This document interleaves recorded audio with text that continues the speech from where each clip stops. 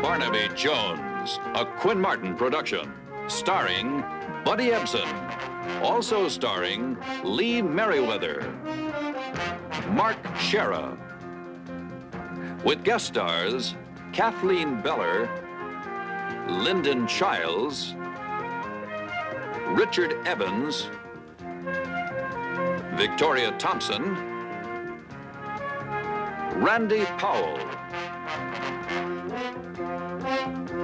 Tonight's episode, Runaway to Terror.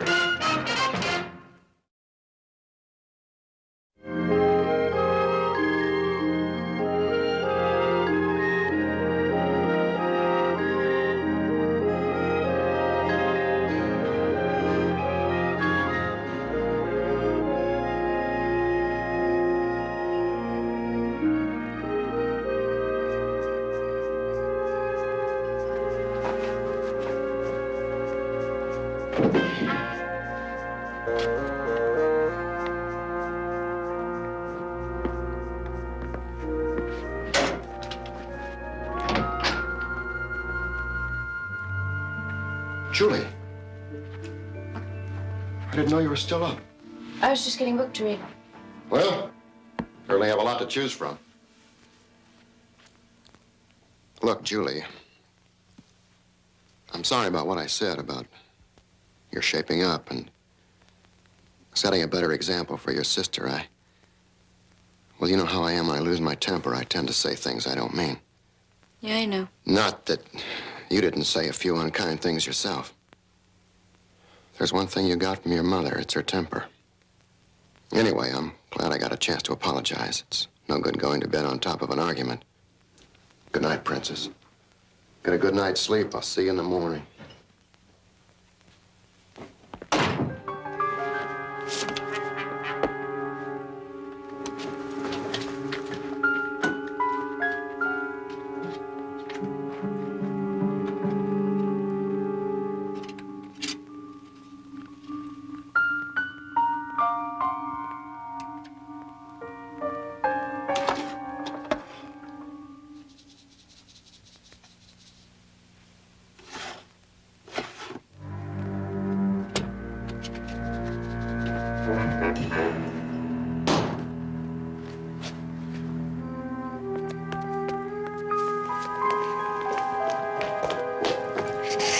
Trouble? No, not really.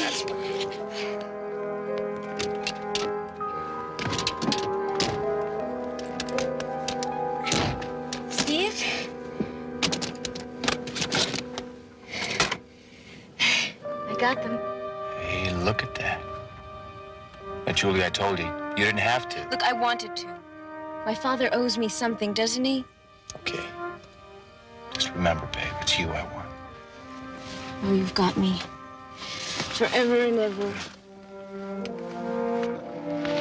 Hey, better get out of here before your old man finds you gone.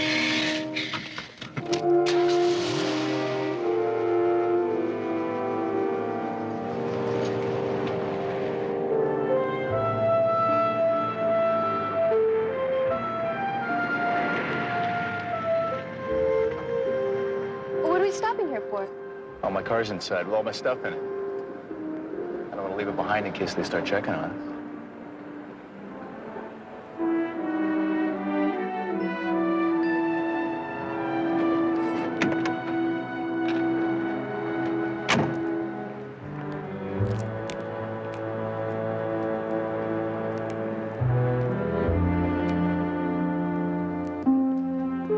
You're a hard man to find, Steve. Like I told Mr. Whalen, you want him, I'll find him. That's what I'm real good at. Look, I wasn't trying to run out on you. That's the truth. You go tell Mr. Whalen. I don't tell Mr. Whalen nothing. He tells me. And he tells me I better come back with those 12 G's you owe him. Or not come back at all. Marty, all I need is a little more time.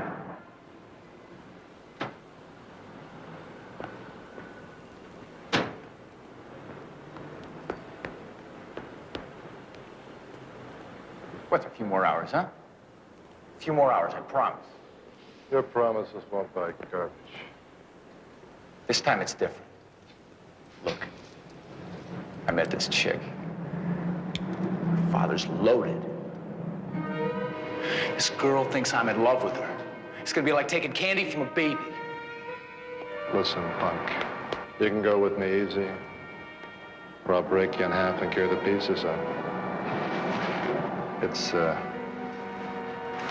all up to you.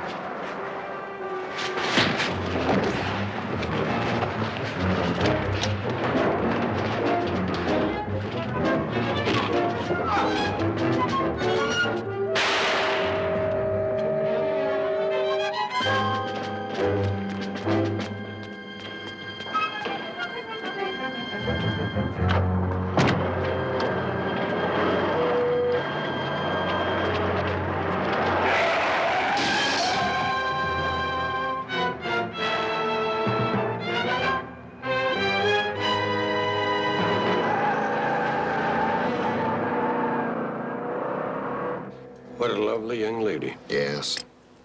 Fortunately, both my daughters got their mother's looks. She died just over a year ago. Oh, I'm sorry to hear that. You say that Julie had run away before. Just after my wife's death. She and her mother are always very close, so I'm sure that had a lot to do with it. Plus my efforts at trying to raise a headstrong young teenager. How did you handle it that time? Dad called the cops. They found her eventually and brought her home, of course. I tried talking to her about it, but ended up in an argument. She said I didn't understand her because I was away so much. Is that true? Yes, I'm afraid so. My business takes me all over the world. That's just the way it is. Why didn't you call the police this time? Well, Julie turned 18 a few months ago. She's no longer a child. I must say I'm more worried about her this time than I've ever been before. On account of the jewelry. Well, she found out where I kept the combination to the safe. I don't give a damn about the jewelry. It belonged to her mother. I was going to give it to her anyway when she turned 21, but the fact that she took it, it's not like her to steal. How much jewelry was there? I think the insurance value is about $60,000.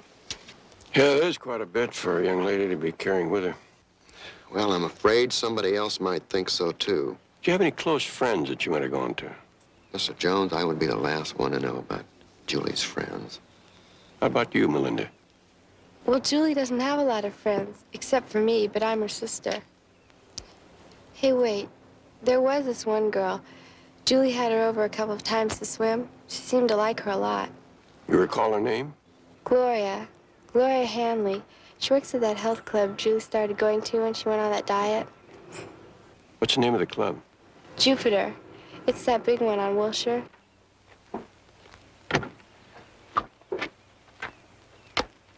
Oh, come on, Julie. I told you nobody followed us. Are you sure? Yes, I'm sure. You're not going to tell anybody where I am, are you? Not even if they torture me. Welcome to the Garden of Elysium. I'm Brother Love, and this is my assistant, Sister Felicity. I'm the person who... No, please, don't tell me. You're the young lady who called about a friend. And you're that friend, desiring a place of peace and tranquility. How did you know which one of The us? mind is nothing more than a transmitter of emotion, sending out vibrations of love, hate, anger, joy. Over the years, I've trained myself to receive these vibrations, interpret them, change those that need changing, and then return them to the sender, thus giving birth to a more positive and happy life force. And, my vibrations? Sadness, much confusion, a bundle of nerves ready to explode. Now, don't worry. You've come to the right place. The very name Elysium means the ideal state of happiness. Brother Love, I only heard about your retreat from a friend of a friend, but I understand there is some kind of charge. Yes, I'm afraid even pure air costs money these days, but I assure you it's nothing more than the heart force is willing to give. Sister? You said on the phone you'd be needing a ride back to town? Yes. Brother Free, Yes. would you mind giving this young lady a ride back to L.A.? Not at all.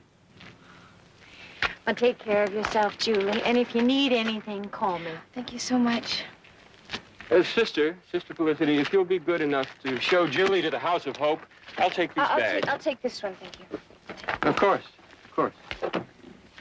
Sister dear, perhaps we'd better give our new guest something to help her relax.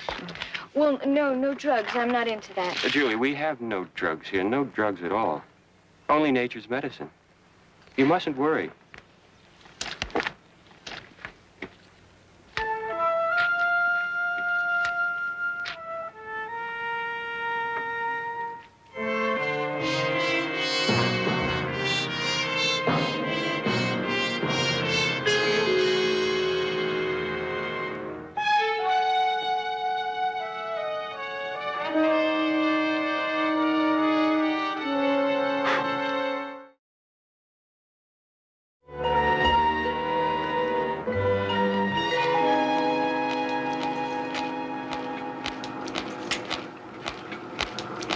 Mr. Jones, I'm Gloria Hanley. Shirley said you wanted to speak to me? Yes, I did. Well, if you're interested in becoming a member, we have several plans that might be right for you.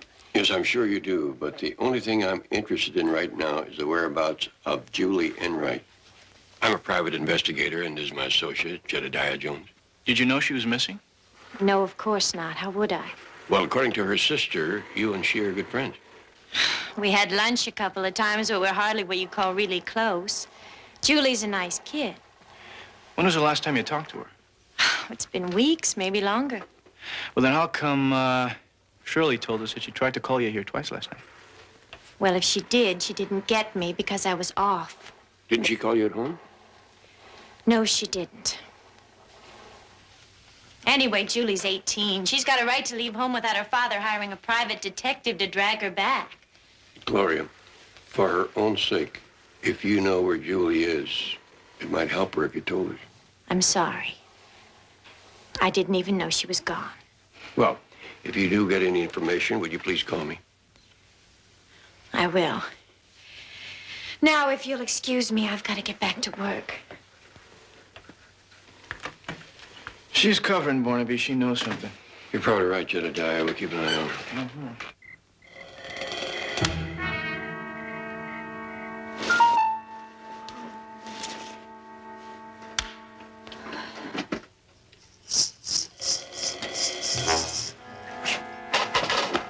What if she wakes up? Not a chance. I'd give her enough to keep her out all night. There's nothing in here but some clothes. Well, this was the bag that she was so concerned about. Well, now I see why. Lovely. Do you think these have something to do with that blood on the fender? Oh, no, it's possible. Maybe they even belonged to her. Are you kidding? They must be worth a fortune. So's Julie. According to her ID, in case of emergency, notify her father, Douglas Enright. Is he somebody? Just a man worth millions. No. I didn't mean to kill him. Oh, no, I didn't mean to. Sister dear, get the tape recorder. Bring it here. I believe we found ourselves the goose that lays the golden egg.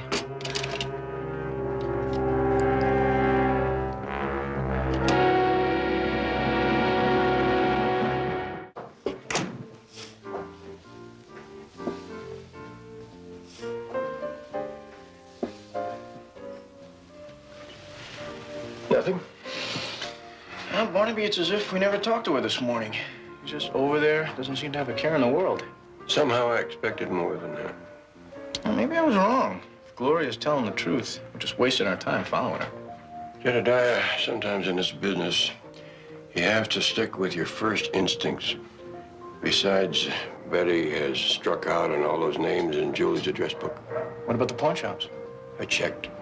Consensus is that she's gonna have a tough time hawking that much jewelry. Well, looks like Gloria's still our link, huh? Yeah, sure does. She's leaving. Maybe you better go see where to.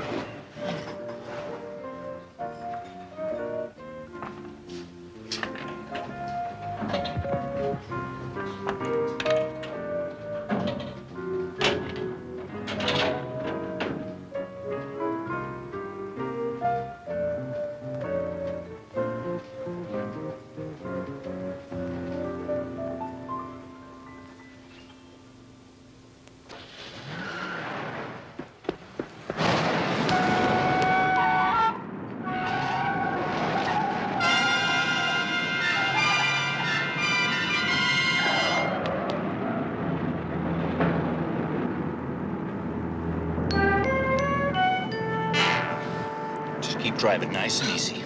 Steve, what are you doing here? Where's Julie? How should I know? You're her best friend. She trusts you. I don't know where she is. You're lying. Honest, Steve.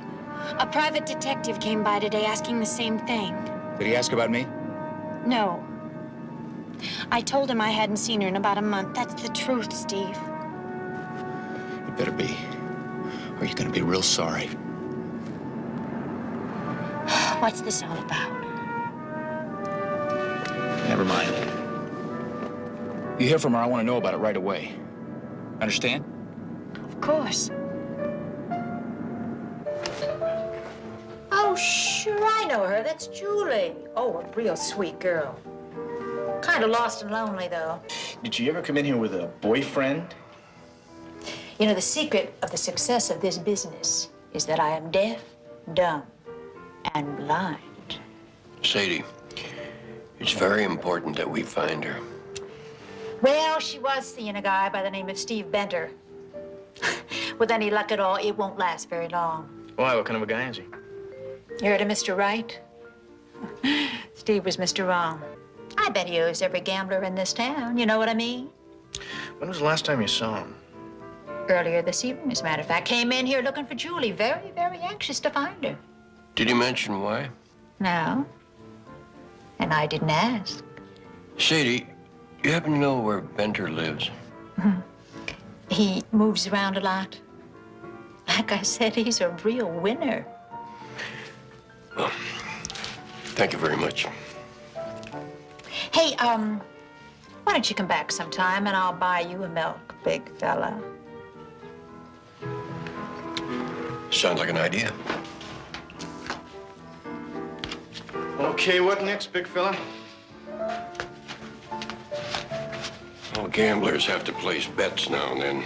I think it's time we interviewed some bookies.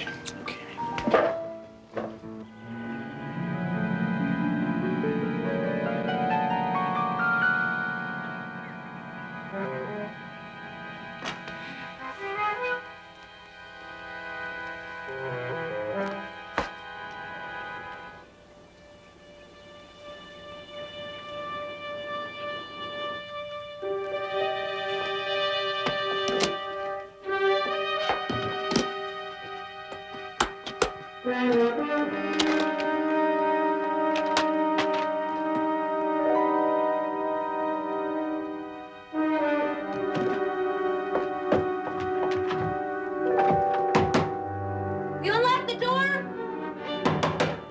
Do you hear me?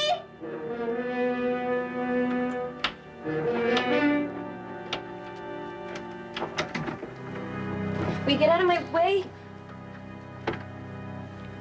You let me out of here. Did you hear me? I want to speak to Brother Love. Sufficient rest is essential. That'll be all, brother. What did you do with my jewelry? We believe that worldly possessions such as jewels can only stand in the way of true peace. Will you come on? That's why I've taken them from You mean stolen them from me? If you wish. That's the way you want to see it. That's the way you got them in the first place, isn't it? From your father's safe. How? Where do you think that? I know a lot about you, Julie. Like what happened at the garage the other night, how you ran over a man and killed him. And I've got it all right here in your own sweet voice. How? Under sedation, people do give away their secrets. What are you going to do with that? You're a very lovely young lady, and you've got a very wealthy father. I think this ought to be worth a large amount of money, considering what might happen to his daughter and his reputation if it should go to the police instead. Please, you can keep the jewelry. Thank you. I'd planned to. And when your father endows our little retreat, you can go. You're free. How do I know? Julie, you've got to learn to trust me. My brother Love. Remember? Not a common criminal. I don't get it. They blew it to the Knicks by 4. They lost to the Celtics by 8. And Vegas picks them to win by 3. How? Why? What do they know? If you don't see it, it's 2-1 we ain't got it. Are you Sammy? No, I'm Paul Newman. I like spending my time in this here box. Listen, I was wondering if you could help me. You follow basketball? Chicago Bulls. It's my hometown. Well, we all got to come from someplace. I don't figure it.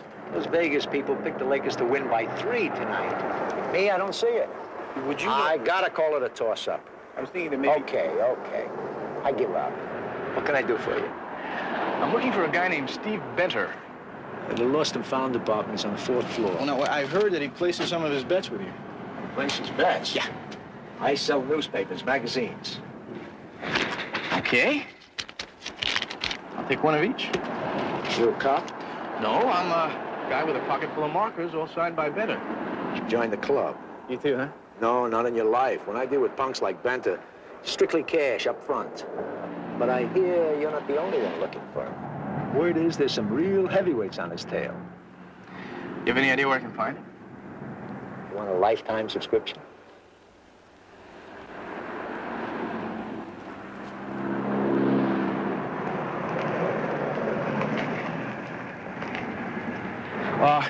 Wait right here. I'll be right back. Sure hope you got lucky because I didn't. Barnaby, I almost have it. Give me another 20. 20? I just gave you 50. Yeah, but you wouldn't believe the price of magazines these days. I hope you don't run into a bookie who sells real estate.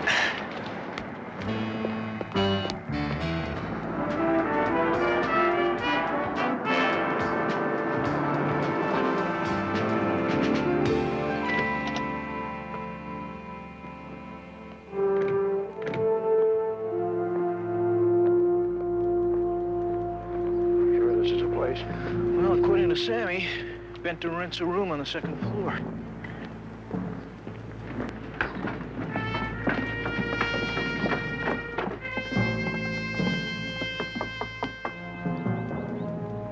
Doesn't look like there's anybody home, Barnaby. Let's take a look inside.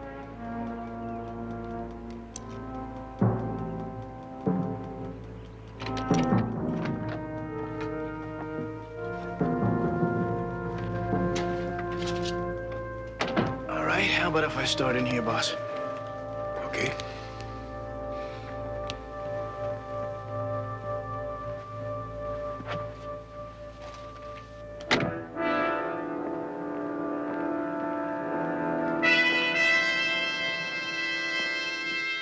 Clothes are still here. I'm glad to see you hasn't moved. Barnaby, take a look at this. Pretty good.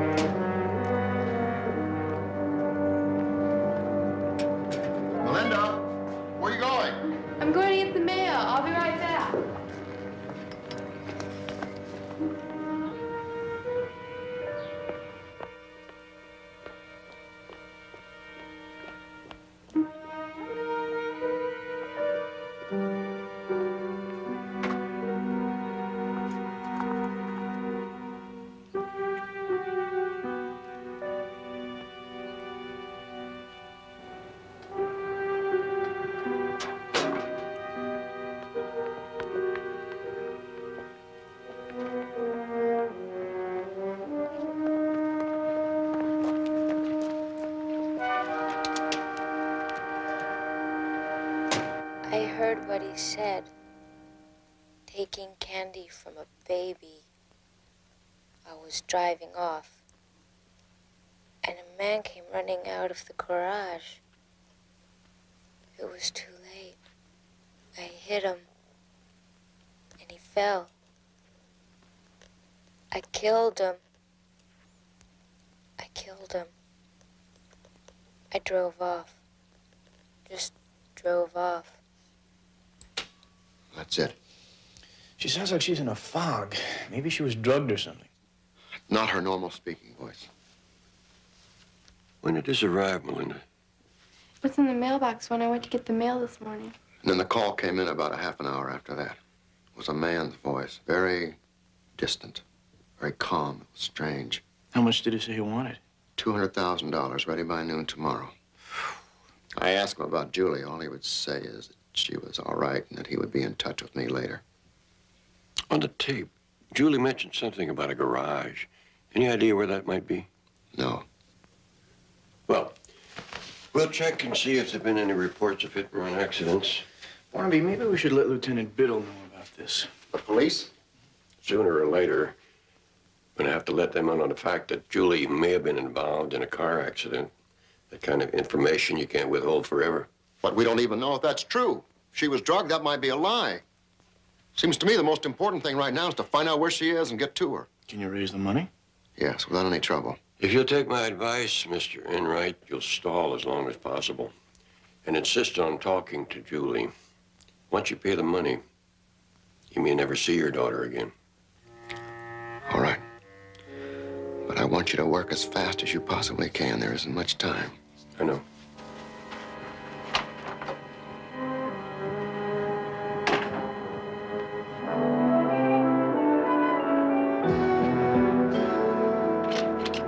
Here we are. Marty Coleman. This is as close as I can come to a hit and run on the night you're talking about. It's a rap sheet. There's a coroner's report. Enforcer for the bookies. Last we heard, he was collecting on bad markers for Sid Whalen, one of the bigger gamblers in town. Yeah, we're looking for a guy who was hit by a car, not by a cannon. This joker was blown away by a .38 caliber slug. He was also hit by a car. A little further down where it lists abrasions on the body. Fractures on the lower torso due to impact from heavy object as if hit by a car. That's it. There's also skid marks found near the body. Which means he could have been hit by the car after he was shot. That's right, because according to this, somebody reported hearing shots inside the garage, but the car hit him outside. Barnaby, this client you're working for, is he connected with this? Could be. Care to give me a name? I will, just as soon as I'm sure, Lieutenant. Give you 24 hours. Then sure or not, I want in on it. You got it. Doing court. You finish, leave that stuff on the desk. I'll see you later. Okay.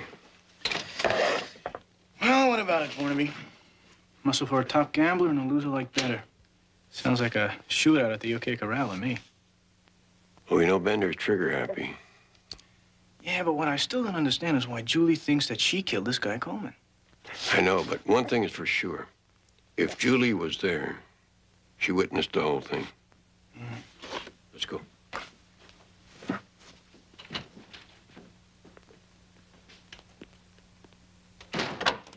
I told you, Mr. Jones, I don't know where Julie is. I think you do. Well, you're wrong. Now, if you'll excuse me. Gloria, this is no longer a case of a young lady running away from home. Julie thinks that she killed someone. That's the reason she's hiding out. What do you mean? Look, we don't have all the facts yet, but the night that Julie ran away, she might have hit somebody with her car. A guy named Marty Coleman, who was a collector for a local gambler, only she didn't kill him. He'd already been shot. By who? We have a good hunch it was Steve Benter, Julie's boyfriend. Steve? Yes, that's right. Have you seen him? Yes. He's looking for Julie, too. Well, if he finds her before we do, she may be in serious trouble. Look, Gloria, if you're any kind of a friend of Julie's, you're gonna stop covering for her and tell us where she is. All right. I drove her to a retreat outside of Elm Ridge. The Garden of Elysium. She's in the House of Hope.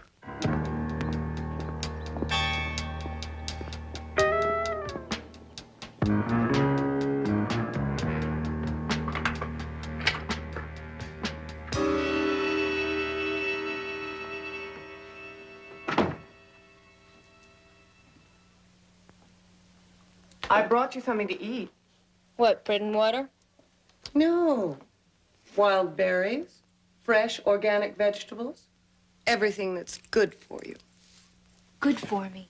Like keeping me locked up here. Just as soon as your father pays the money, Brother Love will let you go. Until then, we'll try to make you as comfortable as possible. Look, even a flower to decorate your table. It's very pretty. Flowers have a way of changing bad vibrations into good ones. No harm done.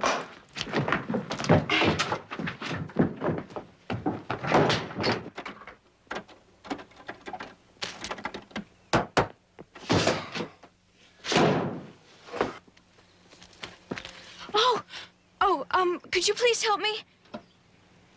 What? I saw you yesterday when I arrived. I had a car. Do you have any idea where they put it?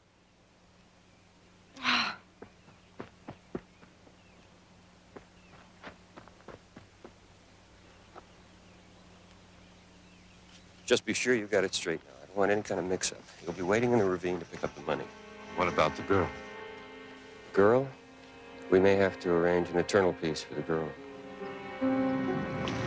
Maybe you better look in on her. Sister Felicity's been gone a long time. All right.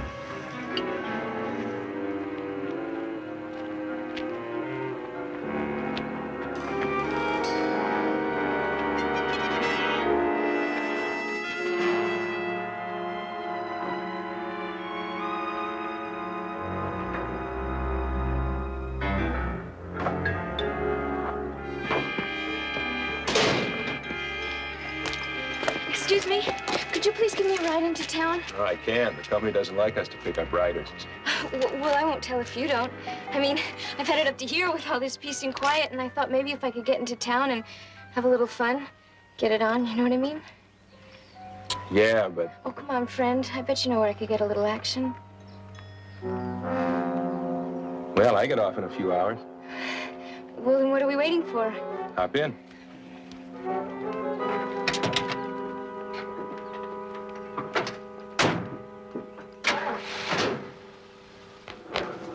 You're doing beautifully. Just keep at it. That's all it takes. Excuse me a minute, please. Jupiter Health Club, may I help you? Gloria, this is Julie. Julie, where are you? I ran away. That place was horrible. They were keeping me prisoner. Hey, what? Well, where are you now? I'm in Elmridge, but I don't have my car or anything. I really need help. Can you come and pick me up? Oh, sure. Just a few minutes. There's a park on Laurel and Spring, Grant Park. I'll wait here for you. Grant Park in Elmridge. Okay, I'll see you in about an hour or so. Bye.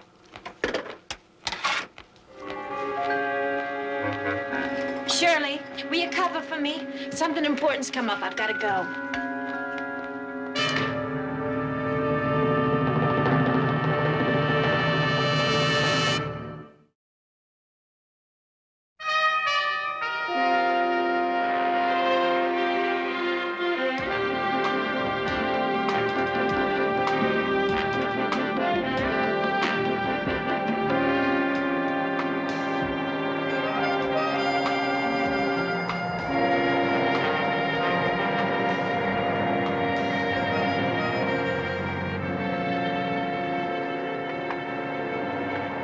Barnaby, there's one right over there.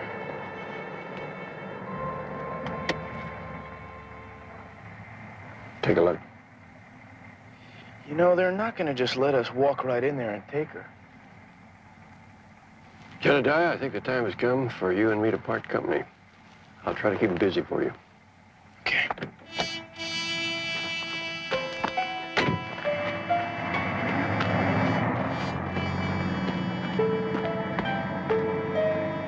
If she is gone, her father won't want that tape in the hands of the police. I don't like it, brother. I don't like it at all.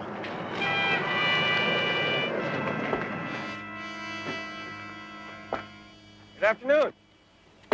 Welcome to the Garden of Elysium, dear friend. Is there anything I can do for you?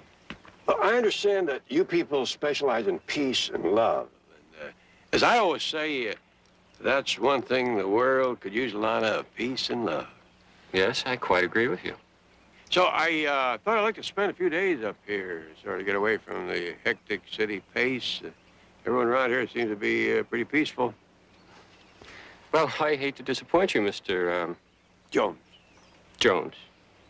I'm sorry to say we're all filled up, if you'll excuse us. Well, since I'm here, why don't I just take a look around, and I know what to expect next time I come back? We're very busy, sir. Very busy. If you'd like to make an appointment, I'm sure Brother Free can arrange for you to visit some other day. What is that building right over there? That's the building of divine meditation. Is that a fact? And it looks like just an ordinary building.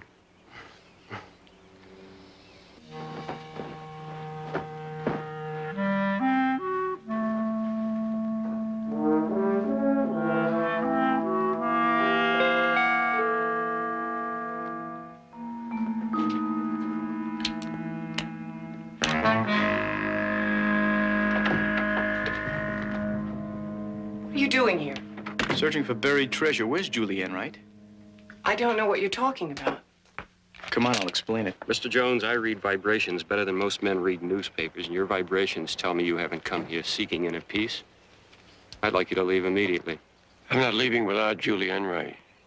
I'm a private detective. Enright? Julie Enright? I don't think I've ever heard of her. Have you, Brother Free? No, and I'd say this man is trespassing. Barnaby, I found this in there. With her initials on it.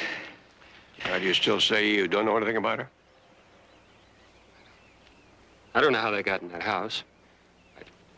Well, if you'd like to look around, if you'd like to look inside, go ahead. But then I want you both to leave. Are you looking for the girl that was in the House of Hope? Yes, you know where she is. Sarah. Sarah, it's time for your meditation, isn't it? Sarah, it is very important that we find Julie. It could save her life. Life is what it's all about, isn't it, Sarah? She left with Dave. Dave who? He works at a laundry in Elm Ridge.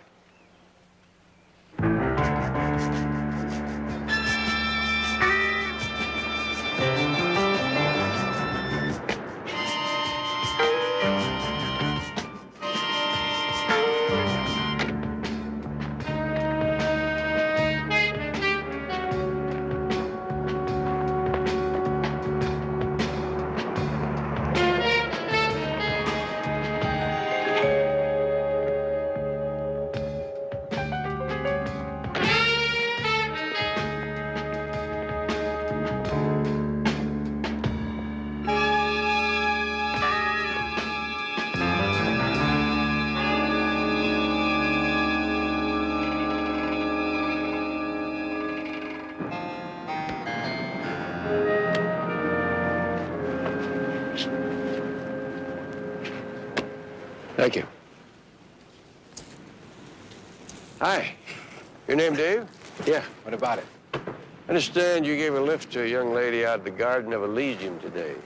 No, you made a mistake, mister. Come on, you were seen leaving there with her. Hey, look. They're strict here about giving anyone a lift. I could lose my job for it. Well, don't worry. We're not going to tell anybody, but it's very important that we find her. Okay, so I gave her a ride. She said she was going buggy out there. Wanted to have a little fun. Where'd you leave her? I left her right outside of town. Where outside of town? Hey, look, what's this all about anyway? It's a long story. Where is she? She's waiting for me at the park on Spring. Thank you very much.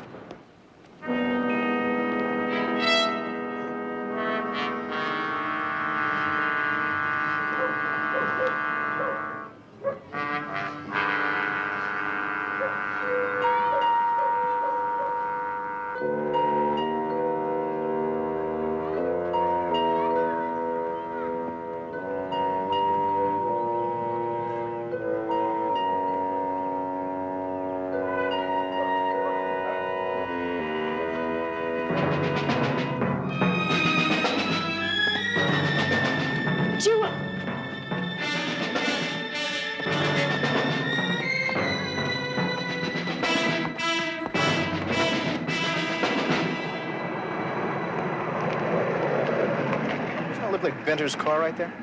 Sure does. Check it out. I'll take a look around.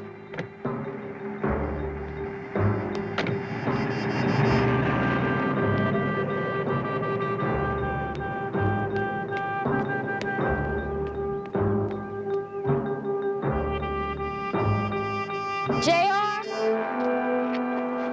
Gloria, what are you doing here? It's Steve. He's after Julie. Where are they? He ran off toward those hills. All right, look, Barnaby went that way. See if you can find him. Tell him where I've gone, okay? Okay.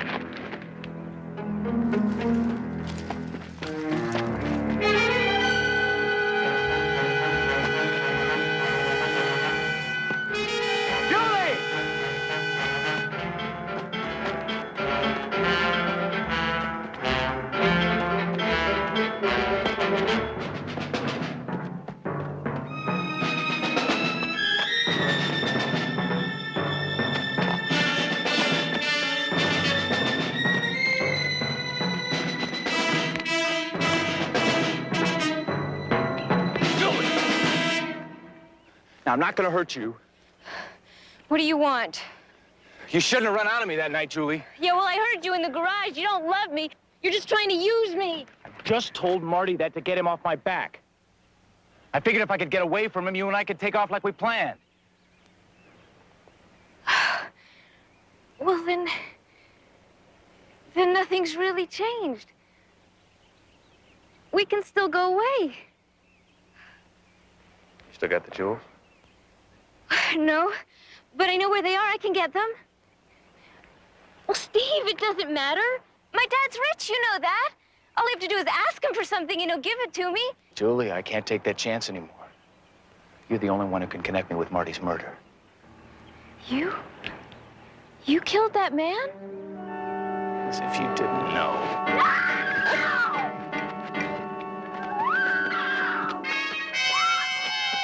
Bender!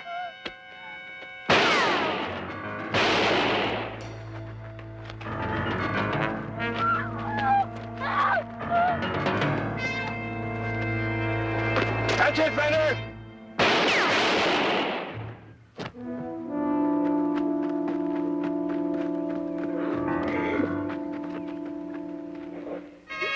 Please, whoever you are, I want to go home.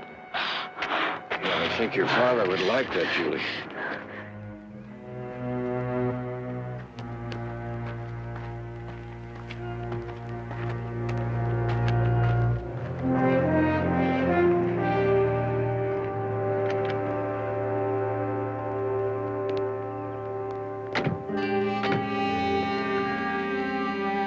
Julie. Oh, am I glad to see you. I'm sorry. I'm really sorry. I'm sorry, too. I guess we all have a lot of growing up to do, me included. Hey, Pumpkin. Oh, Julie, I missed you so much. Dad and I were so worried. You don't have to worry. The police will be in touch with you about the recovery of the jewels. They've located those people? Mm-hmm. Brother Love and his pals are in custody, and chances are they'll spend the next few years in prison. Thank you. I don't really know what else to say. You just said it. Thank you. Take care of those two. You're a very lucky man. Yes, I am. Shall we go?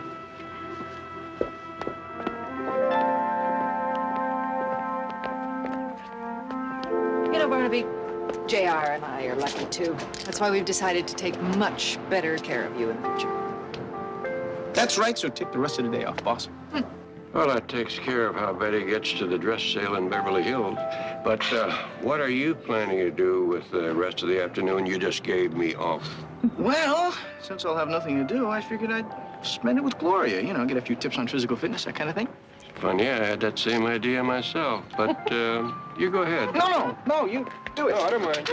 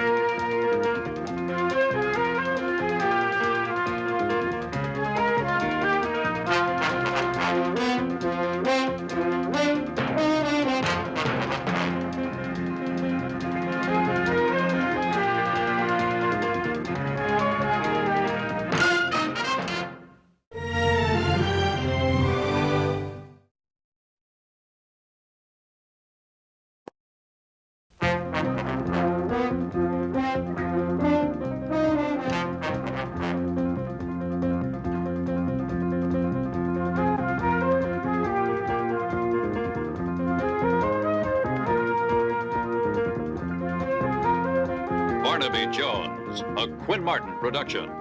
Starring Buddy Ebsen. Also starring Lee Merriweather, Mark Shera, with guest stars Robert Reed, Catherine Justice, Anthony Gary, Anne Lockhart. Tonight's episode, Death Beat.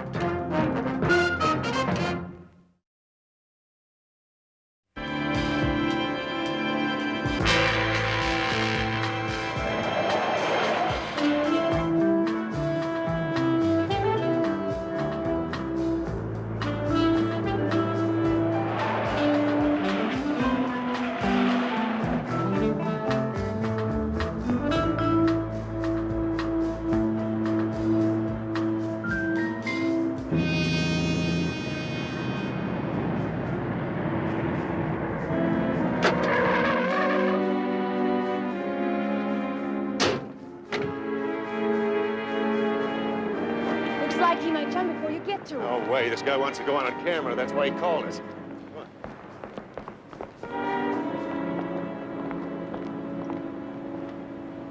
Jim?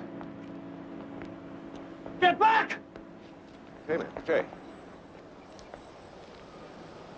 This is DeWitt Robinson on the Vincent Thomas Bridge in San Pedro.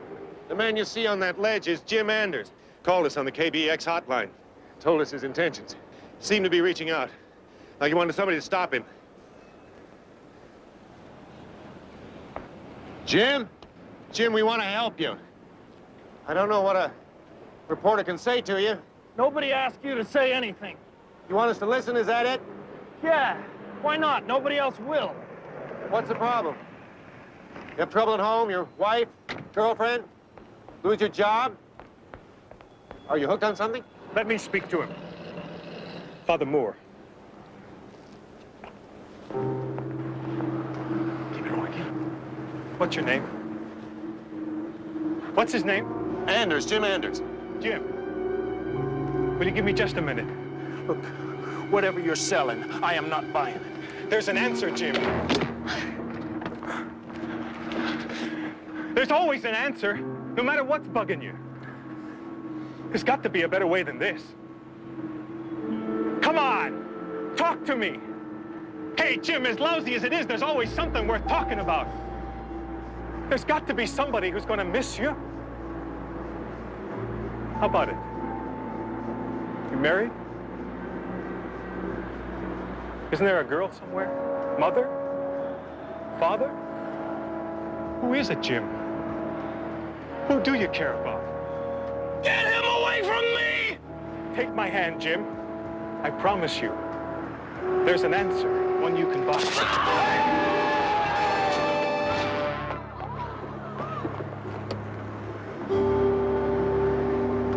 Hold it.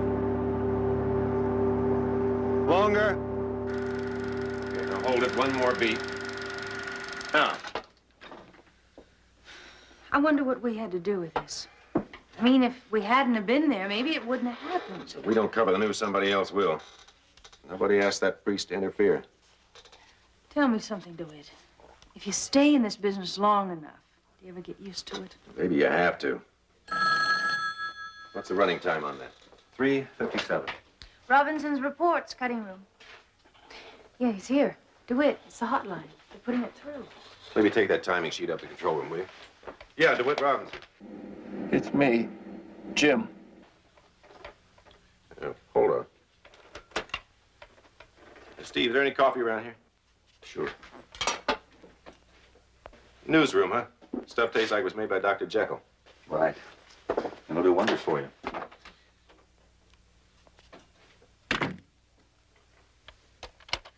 Jim, you made it? You all right?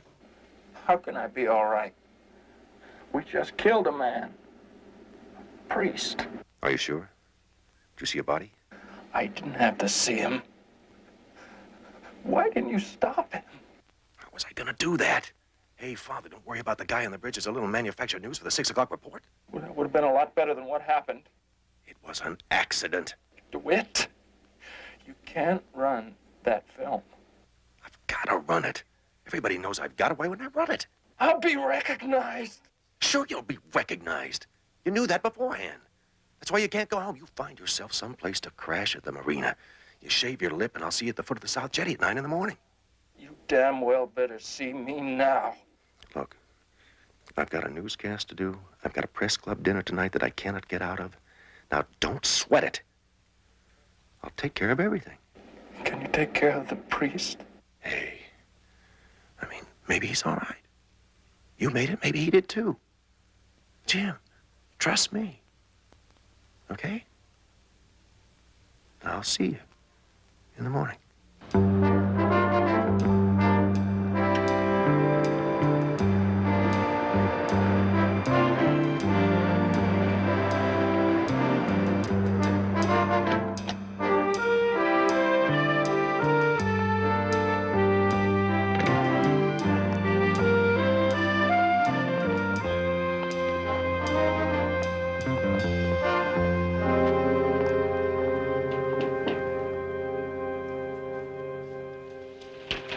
Mr. Jones, come in. Thank you.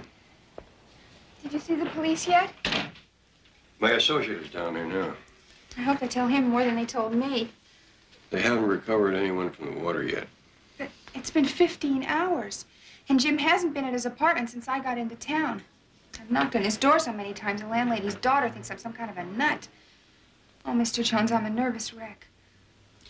Maybe we better get right over to the TV station.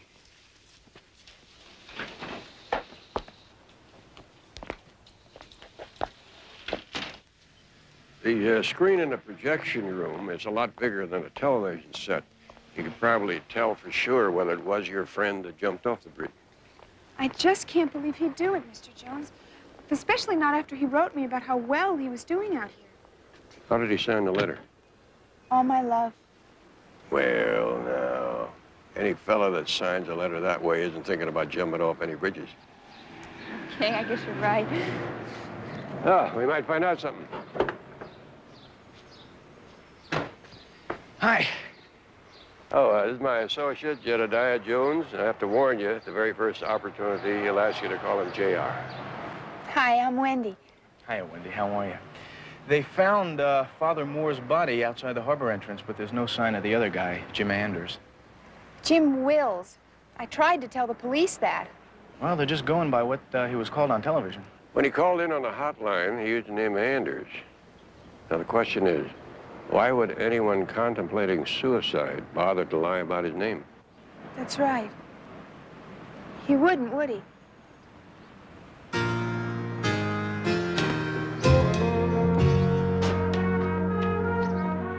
Confess to the police, you out of your gourd? That's not gonna bring the priest back. It'll get him off my head. Sure. You're gonna mess up two other lives, man, yours and mine. How do you ignore something that you see every time you close your eyes? Hey, give it a little time. It'll go away. You'll forget about it. Look, I owed you 500. Here's another 500 on top of that. Okay, it's not gonna make you forget, not right away. But a grant's gonna go a long way to getting you back to Columbus, back to, what's her name, Wendy, huh? Wouldn't she rather have you free in Columbus than here in the slammer? She's not in Columbus. Wherever. She's here. Look, I called back home last night. I had to talk to somebody and you weren't available. They said she flew out here. She wanted to surprise me. Oh, that's some surprise. Well, she probably went to my place when I didn't show up. Well, there's no telling where she is now. The worst that happens is she flies back to Ohio. Not if she saw me on the news last night. What if she thinks I'm dead? Okay. Okay. I'll find her. Come on, I can do that. I got contacts on the hotline. Only you just keep your problem to yourself. Here, come on. All right. Find her. You gonna cool it? Here's where I'm flopping in Venice, under the name Wilson. Wait a minute. You gonna cool it? If you don't take too long. I don't know what a reporter can say to you. Nobody asked you to say anything. You want us to listen? Is that it? Yeah! Why not? Nobody else will. What's the problem? You have trouble at home? Your wife or your girlfriend? Oh, my God. You lose your job? You're absolutely certain that's Jim? Are you hooked on something? Yes, it's Jim. Mustache must be new. Father Moore. I could tell it was him just by hearing his voice. What's your name? That's all we need, thanks. Jim Anders. That'll do it, Fred. Thanks.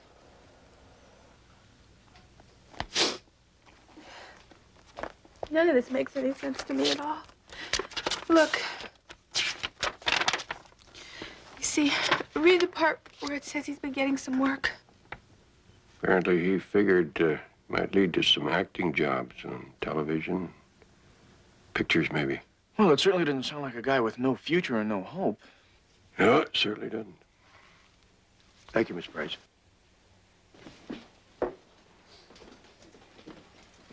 Listen, there's something else that I think you ought to know about. Jim was on the diving team when he was in college. Oh?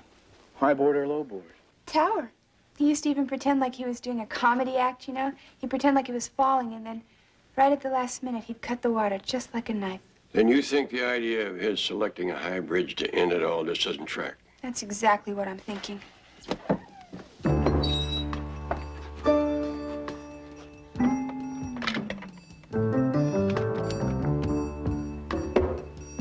Steve, grab a camera and meet me in the parking lot, quick. I'll explain.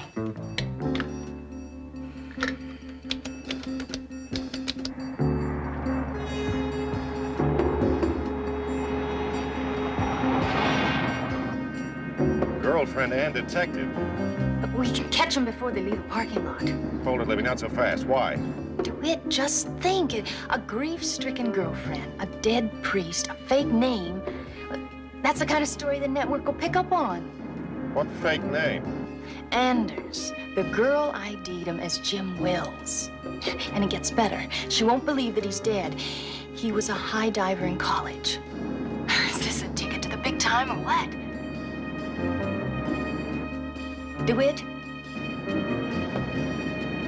Yeah, you go get him, Libby. I'll be there in 2 minutes. First off, I think you ought to take a ride over to Jim's apartment. Hopefully he had some nosy neighbors who might be able to... Mr. Jones! Mr. Jones!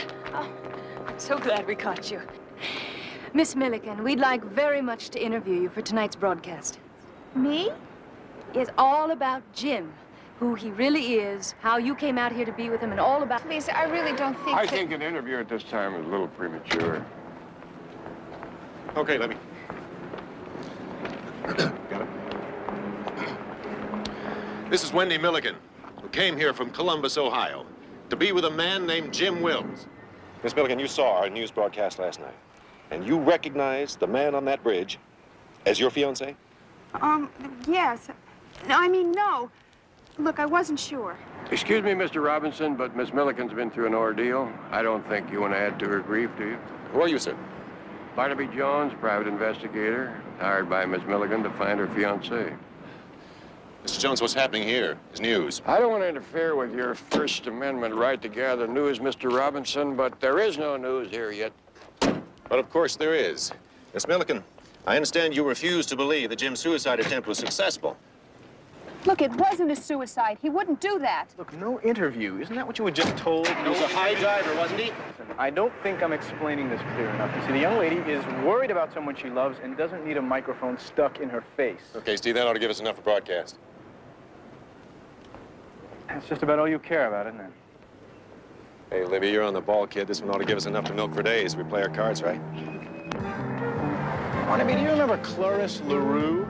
You mean the stripper with the snakes? Only what I read in the newspaper. She used to live here. How do you know?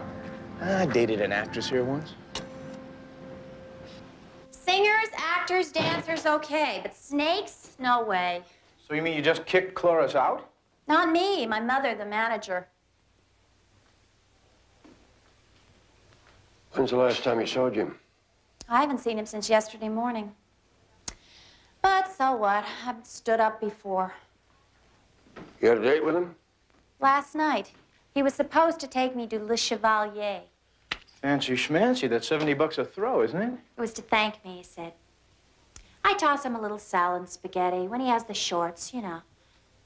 He's so grateful. Struggling young actor, lands part in pictures, is that it? He's more into stunts, I think. He's very athletic. When did he give up acting? When his acting teacher recommended it. You know who that teacher was? Let's see. Archer, Archette, Arche, silent T. French. A-R-C-H-E-T, Arche. All right, I'll get right on it. Barnaby, are you planning to go into the theater? I will if it's necessary to find out about Jim Wills. Oh, Barnaby, Wendy called. It seems DeWitt Robinson phoned her, wanted to finish out that interview. She tried to say no, but How long ago was that? just a few minutes. Listen, I'd really like to know how he found out where she was. He impresses me as the kind of a fellow who would find a potato bug in a bean barrel if he thought there was a story in it.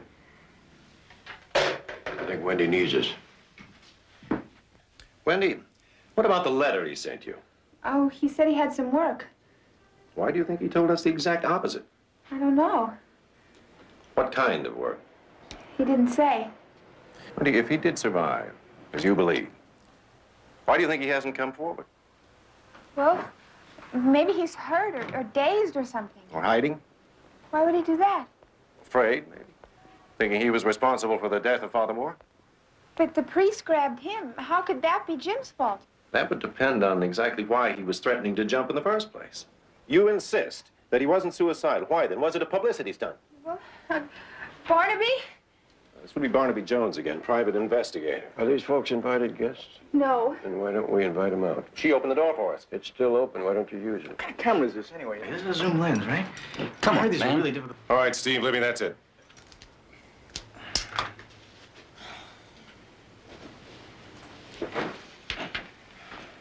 Well, off the record, do you think he's still alive? Off the record, no, but we're going to find out. If you do, will you give me an exclusive? Well, I've got one. How about an overly ambitious news hog who gets a trespassing rap laid on him if he ever pulls a stunt like this again?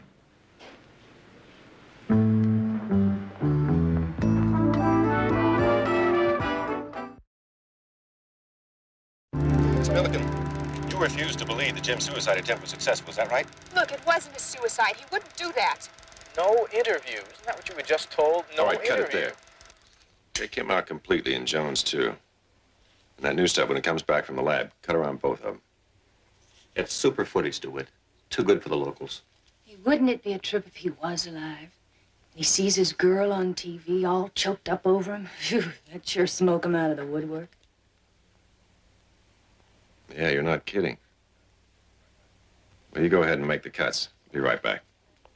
I hope he does it. Sees the broadcast, turns himself in. You think he'd get a year or two? 'Cause, I mean, that Wendy's a nice girl. And you're romantic.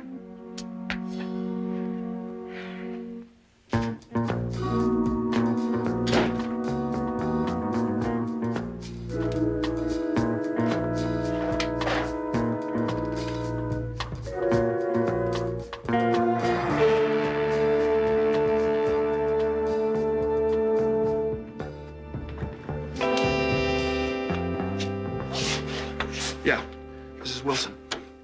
Where the hell have you been? Locating your girlfriend, as promised. You found Wendy? I will have. By 6 o'clock tonight. 6 tonight? 6:30 at the latest. It's a sure thing. Okay. Just call me right away. Yeah, but you're gonna have to answer the phone a lot quicker than you did this time. Where were you? Oh, I'm on the 3rd floor. The only phone is in the lobby. It'll probably be while we're on the air with the news. I can only be on the phone for a few seconds at a time. So I'll stand by the phone. Well, look, between 6 and 6:30. Don't get impatient. You stay in the lobby and close to the phone, okay? Right. Now, you students certainly know what a rose is. A rose by any other name would smell as sweet. Listen, darling, please. Now, try to think of yourself as a beautiful, pink, fully opened blossom, not a bloomin' ragweed. Oh, well, I'm sorry, darling. Perhaps we should think of some other little flower. How about a nice, bright little yellow daisy? Would you like that? Marvelous. Over there, darling. Mr. Arche? Well, well, my dear sir, I'm not often privileged to hear my name properly pronounced. As a mark of my appreciation, I'm waiving the usual charge of admission. Thank you. We appreciate that. My name is Barnaby Jones. This is my associate, Jedediah Jones. Jedediah. Well, it's certainly a pleasure to meet you. And I can certainly use a young man of your talent. Jedediah. It's rather hard to keep young leading men, you know. Like Jim Wills. I'd like to ask you a few questions about him. Private investigator, eh? Well, I'll tell you anything except that he was a good actor. Is that why you advised him to go into stunt work? Oh, come now, Mr. Jones. It seems to me you've already done some investigation. Some? Well, Jim is very physical, of course, but you don't just go into stunt work.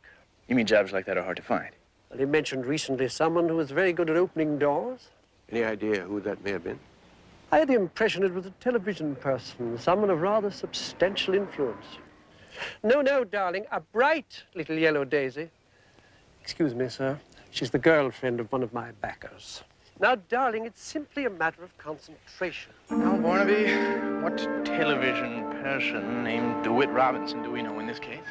Maybe we just don't know him well enough. Ah, shucks. And just when I was beginning to like not seeing him.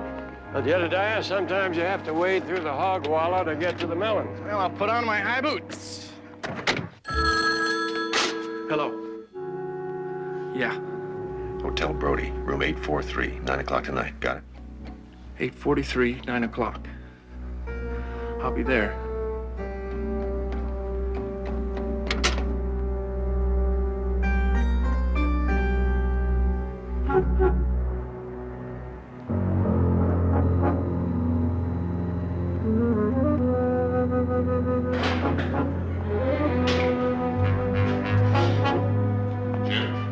Not here.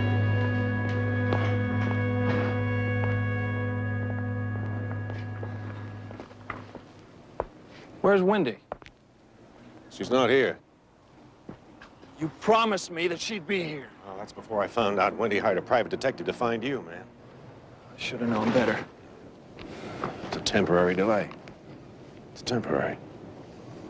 And I'm telling you, that private detective is digging in pretty good.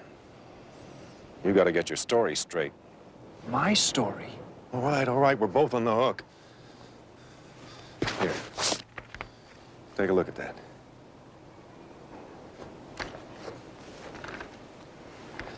That's $4,000. I want you to play one last scene in front of my camera. What kind of scene?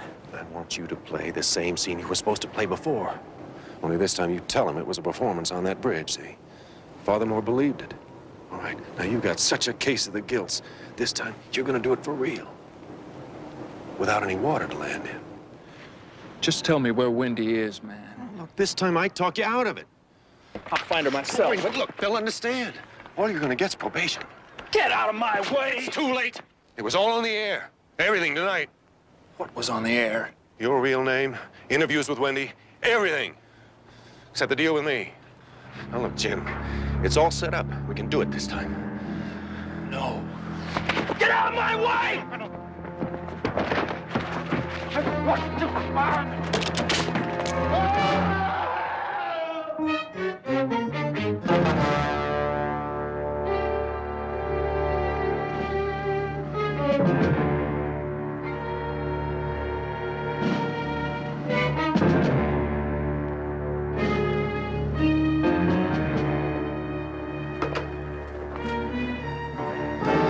Five 555-6219.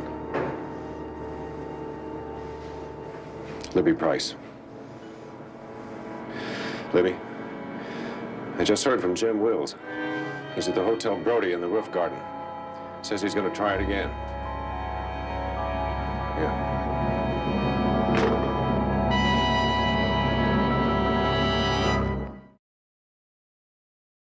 Number one in the news market. That's where DeWitt Robinson's hotline put us. Sorry, it's the only chance I'll get. Sure you fellas won't join me. No, thank you. Mr. Monahan, how long has the hotline been in existence? Oh, let's see, at least 5, maybe 6 months since DeWitt talked us into it. $50 cash for any news tip we use on the air. A regular viewer would know that. Guess you found me out. That made him into kind of a hero, didn't it? Saved his job for him. And may get him a spot on a national show out of New York.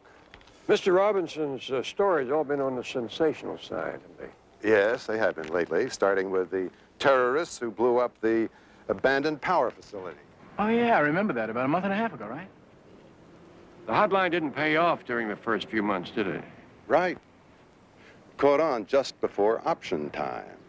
Mr. Monahan, I wonder if you could supply us with a list of the stories that Mr. Robinson's hotline generated, along with the dates. Well, I think I'd have to know why, Mr. Jones. Kind of like to see how they stack up against the activities of the young man that went off the roof garden last night. Jim Wills? You know what you're suggesting, manufactured news. That's a very serious accusation. That's why we have to be sure before we make it. Kind of figured that you'd want to know one way or the other, too.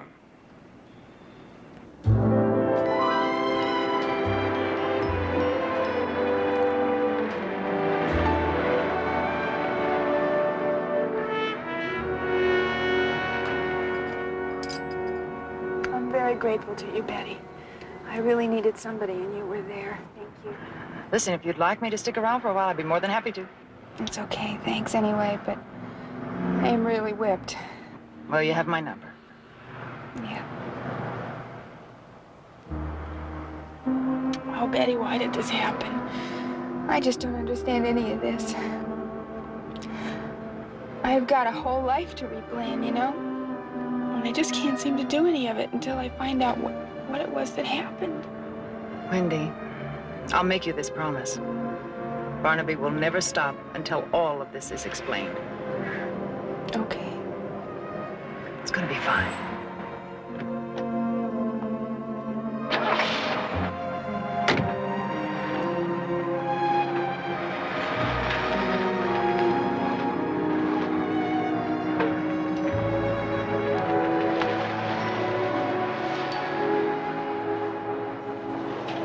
Wendy, Jim asked me to talk to you. Jim? Jim Wills was obviously very disturbed on that roof. He asked me to tell Wendy how desperately sorry he was. But he kept saying, if it hadn't been a priest, if it hadn't been a priest. Was Jim a religious man? He respected life. Yes, he respected life. That's why Jim Wills was so tortured a man. And that's why he didn't commit suicide. He did not commit suicide. Do you hear me? He didn't have it in him. I don't care what you say. He didn't. I was there. I tried to stop Jim Wills on that roof. I can hear you trying to stop him. Don't jump, Jim. Don't jump. Not until you've told us your whole sad story. Oh, and turn your head this way a little bit so we can get your good side on the camera. We can all understand Well, the why don't you sunshine just strip. get out of here?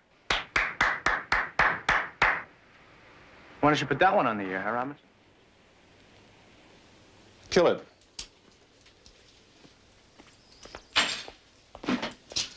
Libby, I dropped by your station to see you. They said you were here. You were right. I thought you came here to rescue me. Well, I did, but you didn't look like you needed it. Did you see the anchor man? Monahan, yeah, I think we're on the right track. And I blew my little intimate interview with Libby the way I just came in here just now. Oh, I kind of liked it myself. Did you forget something? To apologize. Sometimes DeWitt gets carried away. I'm really sorry for everything. Thank you.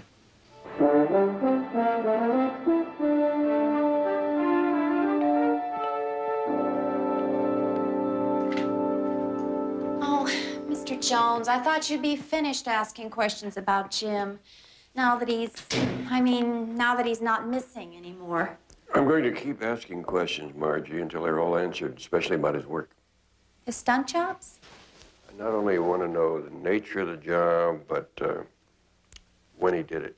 Now, I compiled a list here in hopes it'll jog your memory. Explosion, fire, robbery.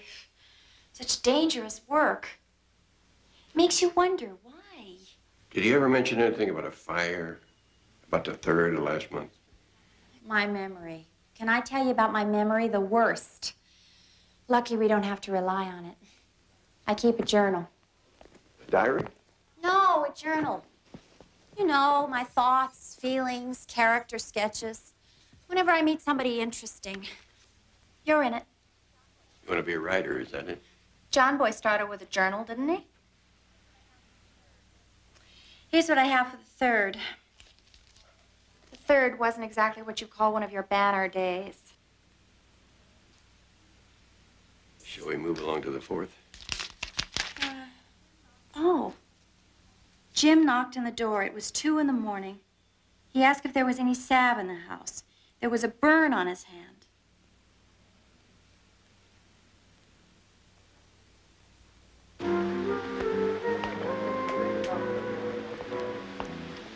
Will Wendy be heading back to Ohio right away, do you think? I don't know. She didn't say. Were you ever around when Robinson took one of his hotline calls? Not lately. Do you think she'll talk to me? I mean, woman to woman. Wendy. Say, who's the reporter around here anyway? You keep answering my questions with questions. Why are you so interested in DeWitt? It's my week for collecting jerks. Is that what you want me to say? That he's a jerk? All right, he's a jerk. Present company accepted, I hope. Mr. Jones. Sorry, but I have to borrow your friend. Something came up on the Wills case. I have a job for you. Is that urgent? I think so. What can I say? Yeah, we both have a lot in common. We're both slaves to our work. Mm-hmm.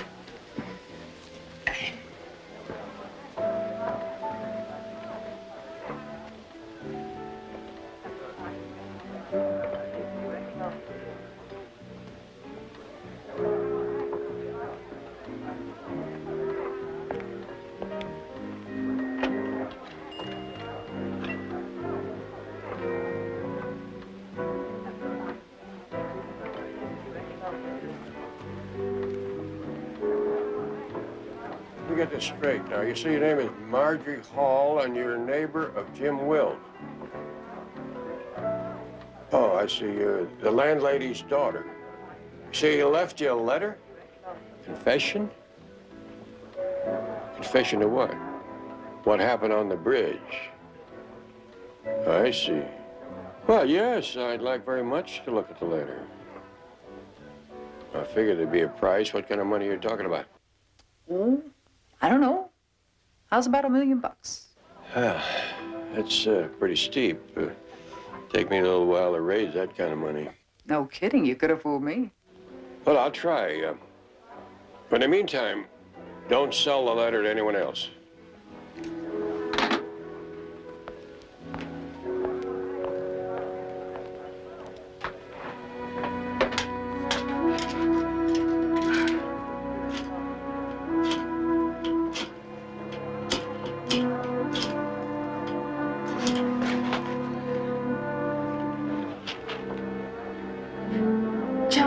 Libby, get me DeWitt, quick. Oh, well, look, when he gets back, just to tie him down, lock him in his office, anything. I've got to see him.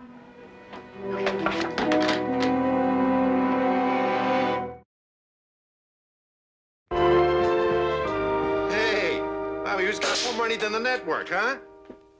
That's right, nobody. Yeah, so squeeze him a little. Yeah, but don't blow the deal, okay? Yeah, right.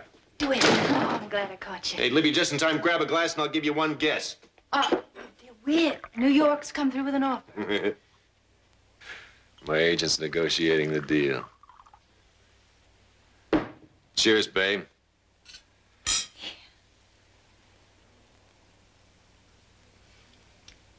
Johnny said you had something hot. What is it? Yep. Jim Wills left a letter. It's a confession of some sort about what happened on the bridge.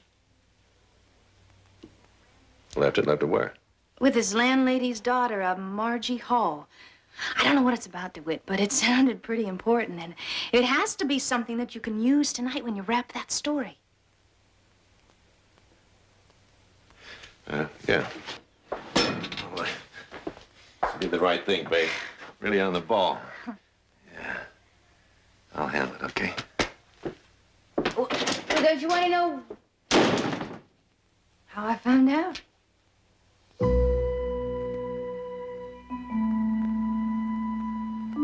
DeWitt?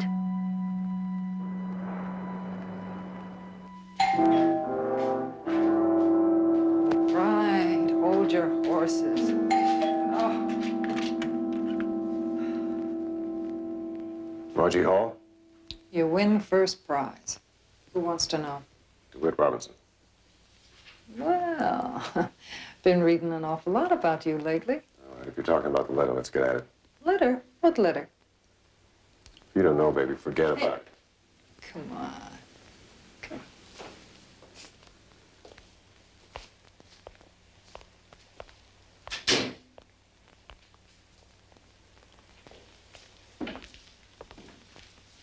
Word do get around on it.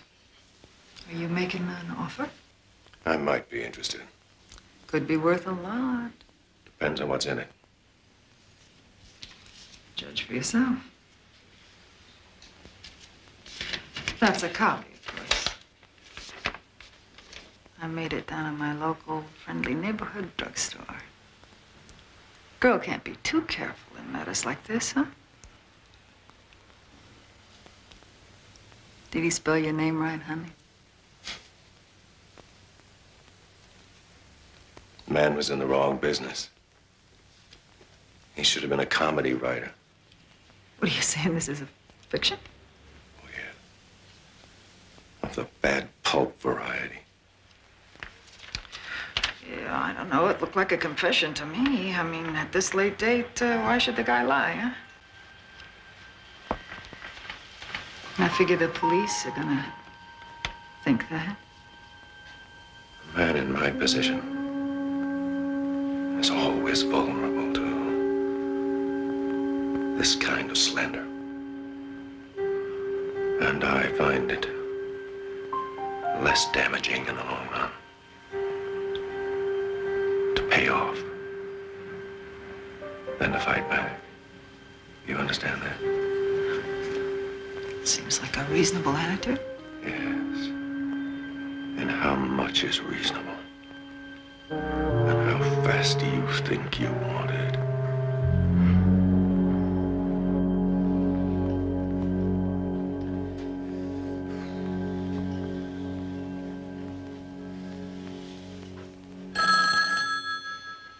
Barnaby.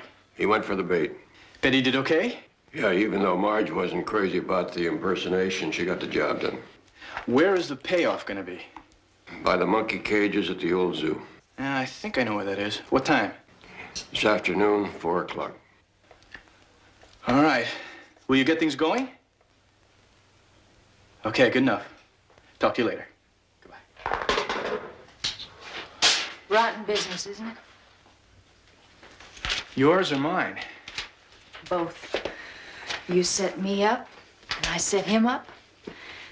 It's just that I could have stopped him, but I didn't. And you shouldn't have. Libby, look.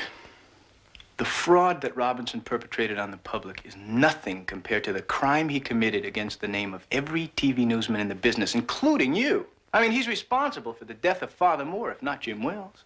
How did you know that I wasn't in on it? Well, you would have been at Margie's place waiting for him. If you thought you had equal billing in that letter. Come on, we better go. We? Well, you don't want another station to get a scoop on your own story, do you? You're a reporter, aren't you? Yes, I am. And that's the final Robinson report on the short life and tragic death of Jim Wills. In fact, the final Robinson report you'll be seeing locally on this station. Beginning Monday, will be seen a half an hour later on the network news originating from New York. This is DeWitt Robinson, and that's a wrap.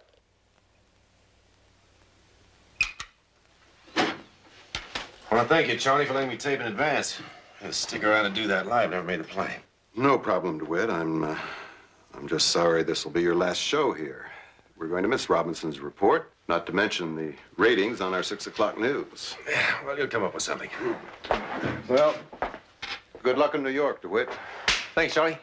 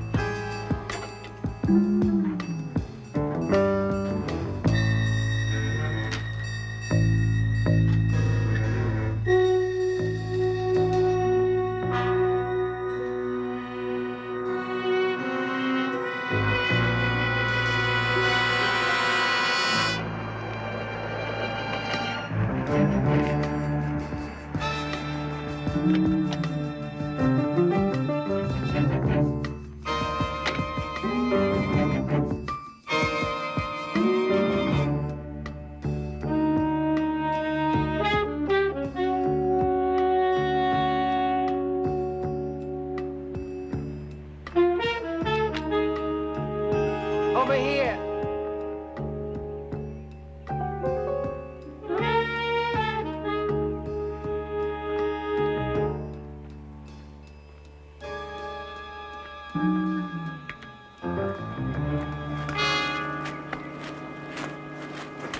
Stupid place to meet. Why'd you pick it? I watch a lot of television. Come on, let's get it over with. And I want the original. So do I. If you get my meaning.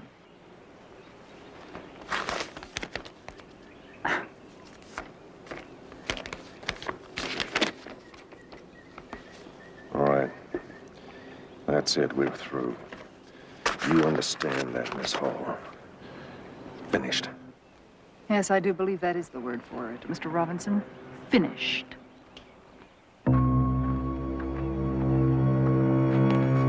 Robin! Don't try it, Robin.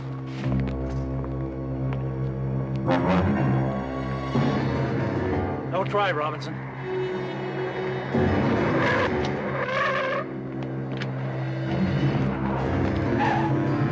Robin! You're under arrest, Robinson. Suspicion of murder.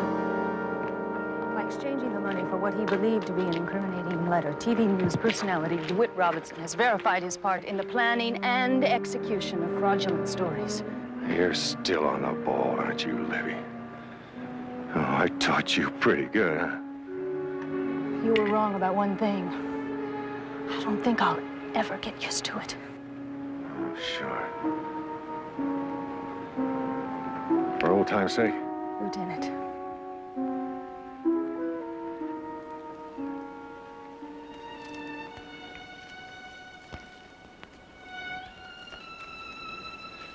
All right.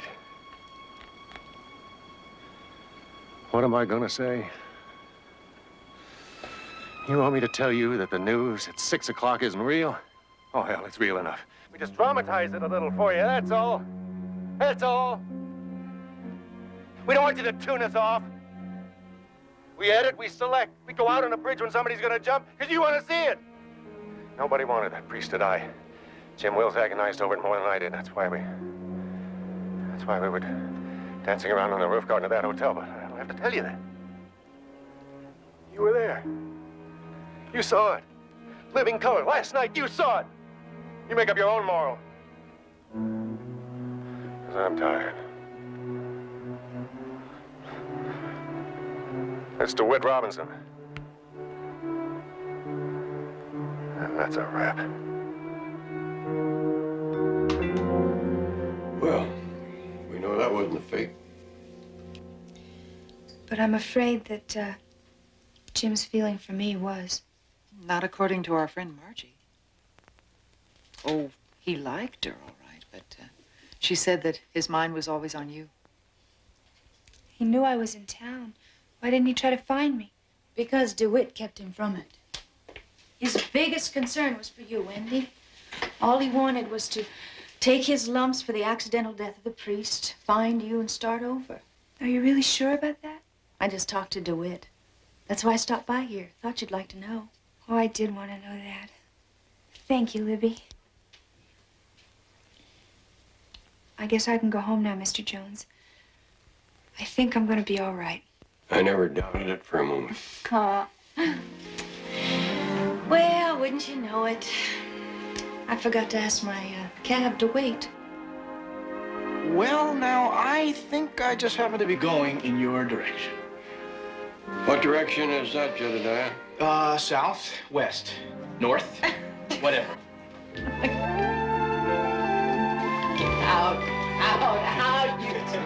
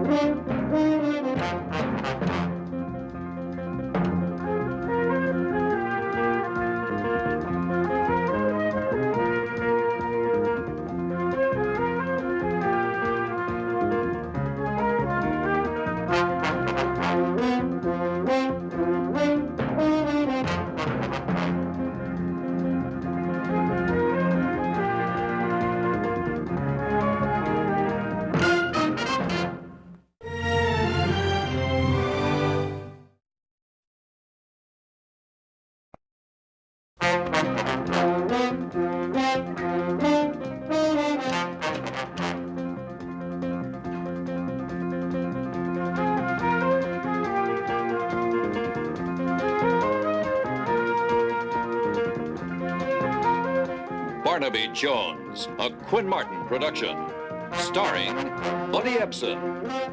Also starring Lee Merriweather, Mark Shera, with guest stars Gregory Walcott, Catherine Cannon,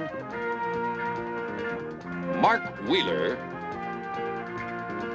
Cooper Huckabee. Tonight's episode, The Mercenaries.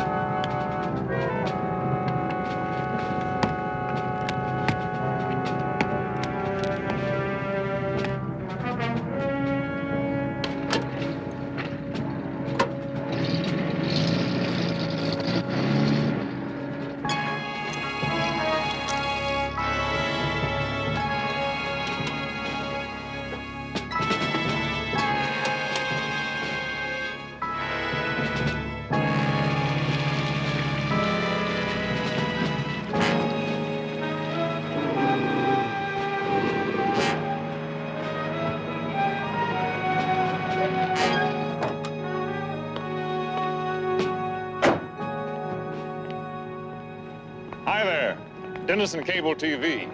Understand you got a problem. Nobody told me you were coming. Oh, somebody called. Here's the work order. Open the gate. I said open the gate.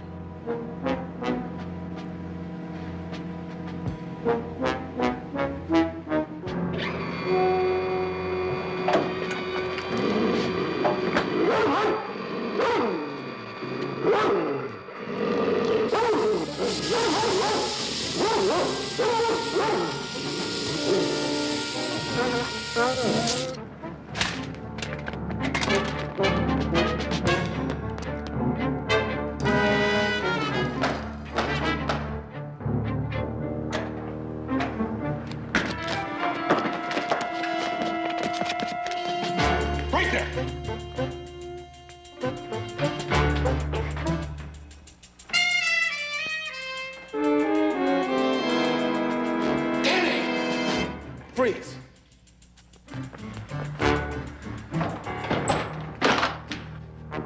That's that, and you're dead.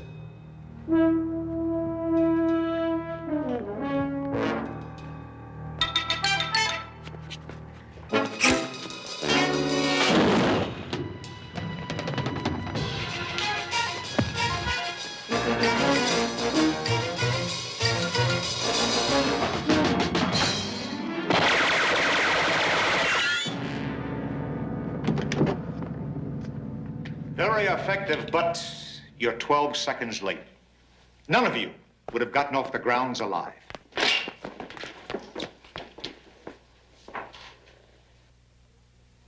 He would have been out of the chair, out of the room. The police would have been on their way. By the time you found them, they would have arrived. Well, that guard wasn't supposed to be there under the stairs. Corman, you were supposed to check the stairs. Yeah, Danny. If Otis and I hadn't been there. What makes you think that your target, surely one of the most unpredictable men in the world, will pick the moment that we plan to kill him to suddenly become predictable? Sir, this is the whole idea of training, to prepare for the unexpected moment. The guards will be real next time, and so will the bullets. We won't be off more than 5 seconds, no matter what they throw at us. 5 seconds. And half that time, you could be 4 dead soldiers.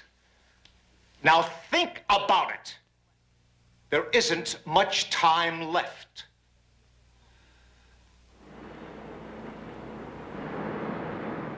Yes, that's Corman, Danny Corman. No, with a C. C-O-R-M-A-N. I'm his wife. Well, there must be some record. He said he was working for you. I know you're just the secretary, but could you please check? It's really terribly important.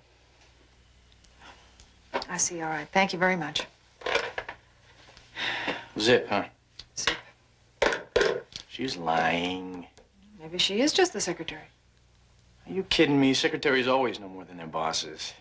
I think that's a compliment. Jedediah? Were you expecting a young, pretty visitor? Kate.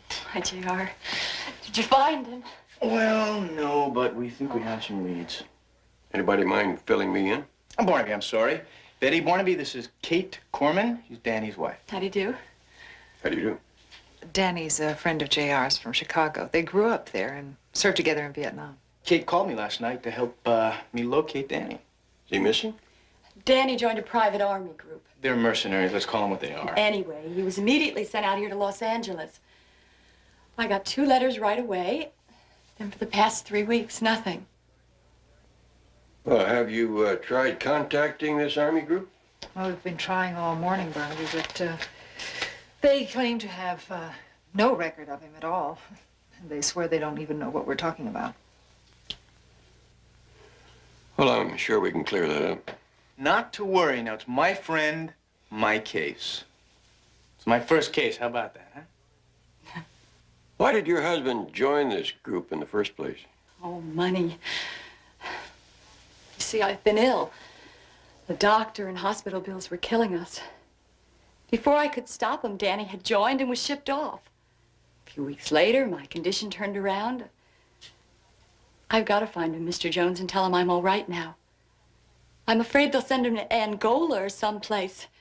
He'll be killed all for nothing. All right, take it easy. Just give me a little time.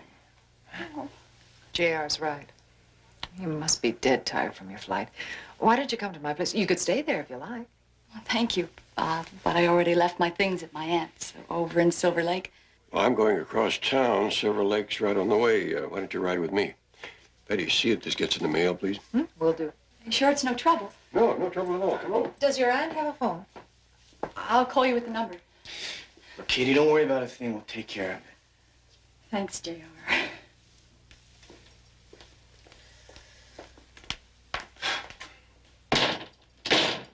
Well, I sure hope that sounded convincing. You should learn not to promise things unless you can deliver. Add with the number. What did you know? Well, you can't beat him, as the old saying goes. Why don't you try You're to not gonna join him? Yes, sir.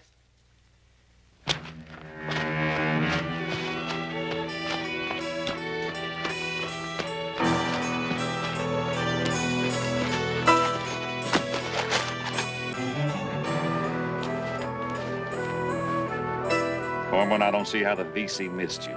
You're very good, sir, but it won't happen next time, sir. When it's the real thing, there is no next time. Reed, Otis. When are you guys going to shape up? I mean, where's your pride? Think of the importance of this mission. We are going to set a whole country on the road to freedom. Think of it. All right, let's try it again. You two in the trees there. Corman, you be the target this time. Colonel Folsom, I was just wondering if you had a chance to make that phone call for me. Yeah, I talked to your wife. How is she? Well, unfortunately, her condition is not too changed. But she seemed in good spirits. Well, considering the circumstances, sir, don't you think maybe I could make like one phone call? Soon. We'll be going into action very soon. Corman, your wife sends her love.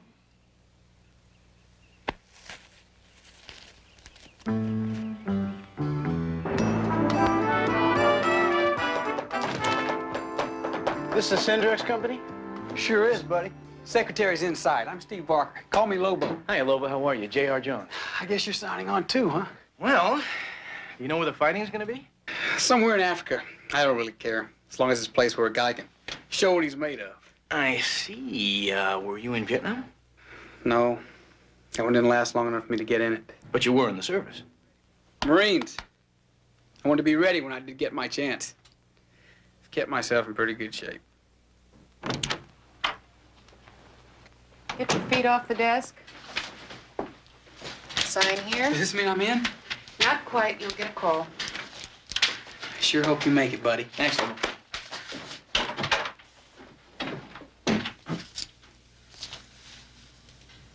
What are you looking at? You? You know something, I'll bet under that hard, business-like veneer beats the heart of a great romantic. A veritable sleeping beauty just waiting to be set free. Well, if you're the frog I have to kiss, forget it. Now, what do you want? Well, I called. J.R. Jones, you told me to come down, remember? How did you hear about the Sendrex company? I told you. Tell me again. The ad in Man of the World magazine. I was wondering where we were going to be fighting. I don't know. I'm just the secretary. Well, can't you even tell me where we're going to be training? I just take applications. Who's going to be in charge of this group? That's classified. Why? I was just wondering what I'm getting myself into here. Do you know it's against the law to recruit mercenaries in this country? Yeah. That's why it's classified. Now, do you want to fill out this questionnaire or not?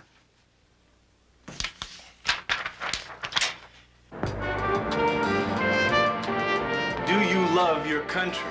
And that was just the first question. Then there was, are you willing to kill without question? Have you ever been confined to a mental institution? Betty was right. I don't like the sound of this. You know how much these guys make? $300 a week. That's big money to a lot of people. Big enough to die for? You know, I'll bet a lot of these guys are like this kid Lobo. I mean, he doesn't have any idea what he's getting himself into here. Barnaby, we can't let J.R. go through with this. Look, it'll just be for a little while. I have to do it. Danny must be in trouble or he would have called Kate. We haven't seen him in 3 years. People change, you know. Well, if Danny had changed that much, don't you think I would have seen it in Kate? I got it. I gave the number of our private line here to our friendly neighborhood mercenaries. Hello? Speaking? Great. I'll be there. Well, I am in.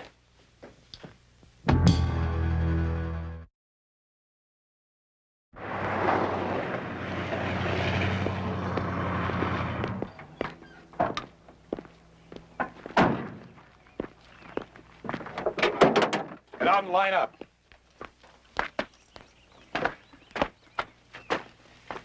This is it? We're the whole army here? Just shut up and get in line.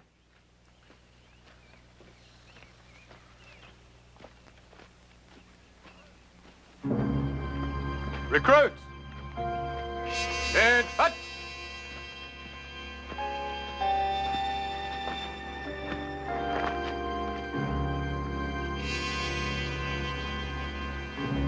From the dawn of time, there have been men who flirted with death. Men who found that thin line between disaster and glory more exciting than any financial success. I am one of those men.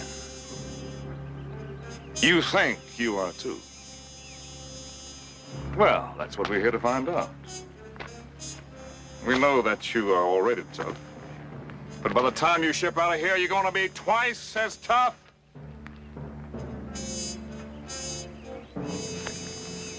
In the meantime, you belong to me.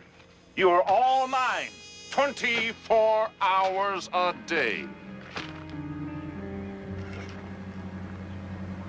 Now, to help you concentrate on your work while you're here, there'll be no distractions. No newspapers, no radios, no television, no phone calls, in or out. And the first thing we have to do is get you looking like soldiers.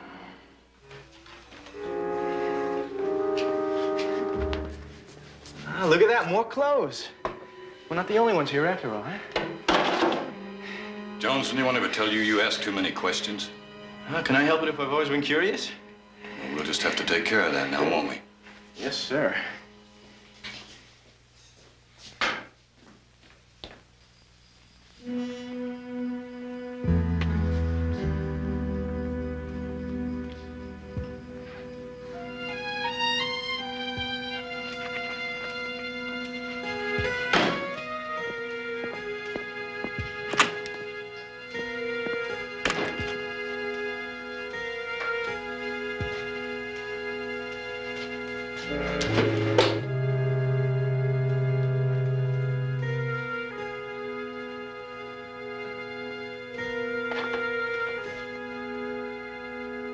they look to you? Fine to me, why? You seem to get younger every batch. All you need is nerve to pull the trigger. The younger ones are easier to discipline. We get the same price whoever we send over, so I guess it doesn't matter. Not much, unless you need men who are really trained, like for the special unit. Oh, by the way, Colonel Folsom is bringing them back in later today. I guess he figures he's punished them enough. Recruit! Hold it!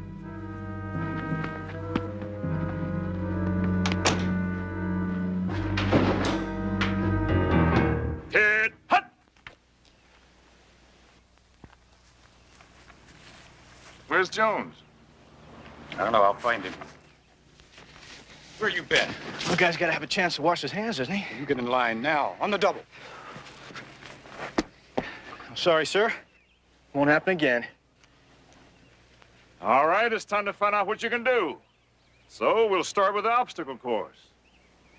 Jones, you be first. And last. All right, move him out. Double time. Hard! Hard! Hard! Hard! Hard! Hard!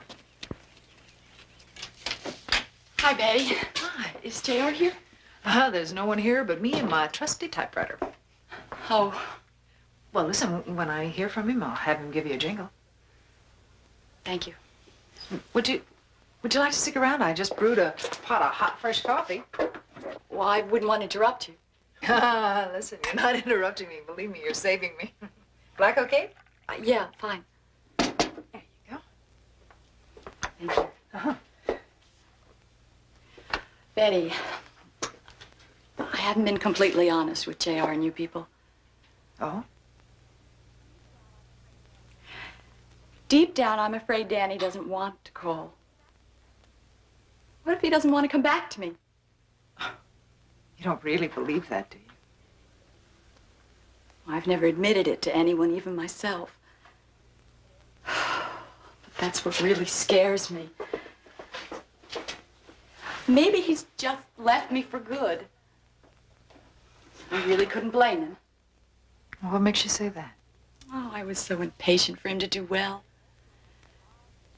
He drifted through a lot of jobs. It wasn't that he couldn't hold them, he hated them. Then I got sick, and he couldn't see how to pay the bills, and, well, you know the rest.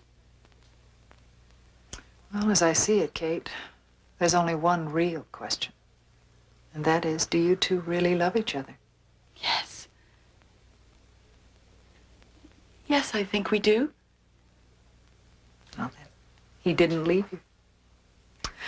And if I know JR, he'll find him.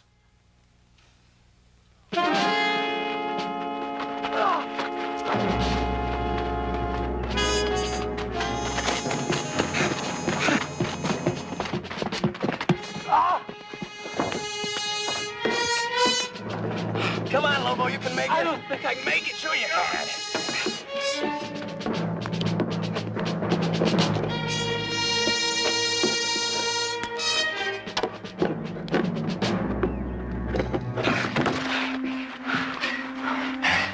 Come on. It's another 50 yards. You can make it. I never expected anything like this. Come on, you can't tell me you didn't do things like this in the Corps. I lied. Don't ever tell anybody. I was never in the Corps. Come on, let's go.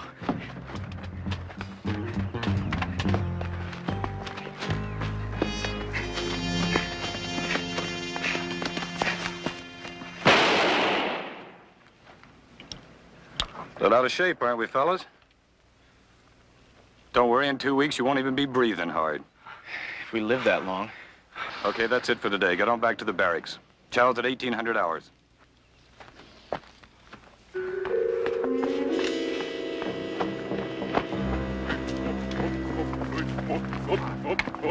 Pick him up! Pick him up! Up, up, beep, up, beep, beep. Danny! Oh, my God, what are you doing here? Looking for you? How'd you get in here? You're not supposed to be here. Keep going, keep going, keep going. Kate has been trying to get in touch with you. I don't know what you're talking about. Hey, you two. Break it up. Move it out.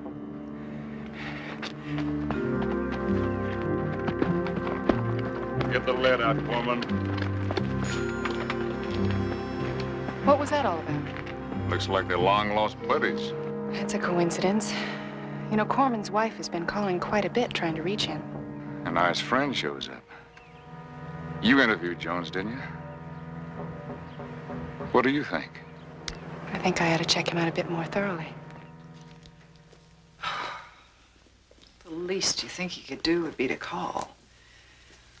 Why don't you run along home? I'm going to hang around for a while. Is there anything I can help you with?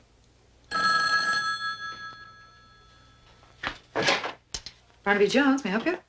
This is the phone company calling 555-9134. Yes, operator. We're calling to verify some long-distance calls charged to this number by a Mr. J.R. Jones. Oh, that's all right. He works here. Is this a residence phone or a business phone? Well, it's a business phone. Don't you have it there? It's a private, unlisted number. Oh, yes, here it is. Jones Plumbing? Oh, that's Barnaby Jones Private Investigations. I see. Oh, what's this about, operator? Is Mr. Jones trying to call in collect? Oh, no, we're just checking the number for billing purposes. Oh, well, what was that first name again? Jones is such a common name. The initials J as in Jack, R as in Robert. Oh, you said J.R. I'm sorry. I thought you said A.R. There isn't a J.R. Jones here. I see. I'm sorry to have troubled you. That's perfectly all right.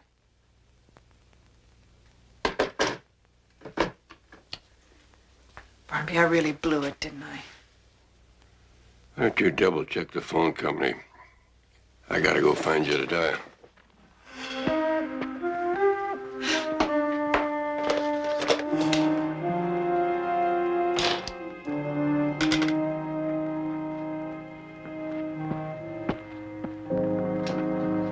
Have either of you seen Colonel Folsom? Yeah, he's already left for town. He won't be back until the morning. What's up? That'll be all, Clement.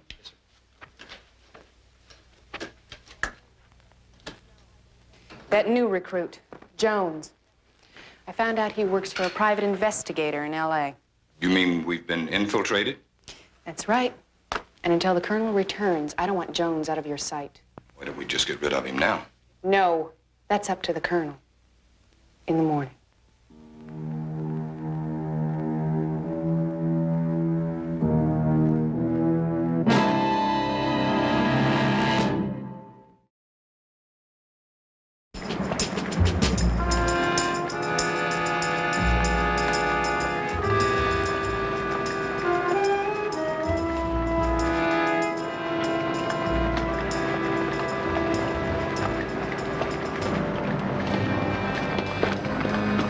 There's nothing like starting off the day with a 10-mile hike before breakfast.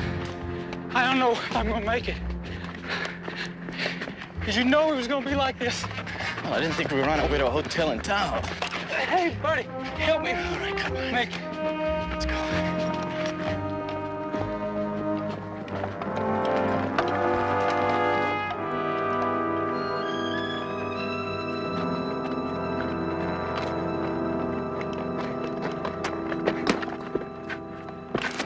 Danny! Go on, go ahead. Wait a second, I want to tell you something. Hey, JR, you better get out here as fast as you can. You're in a lot of trouble, boy. I am? Why? I just wanted to tell you that Kate's fine. Jones, get your butt over here on the double.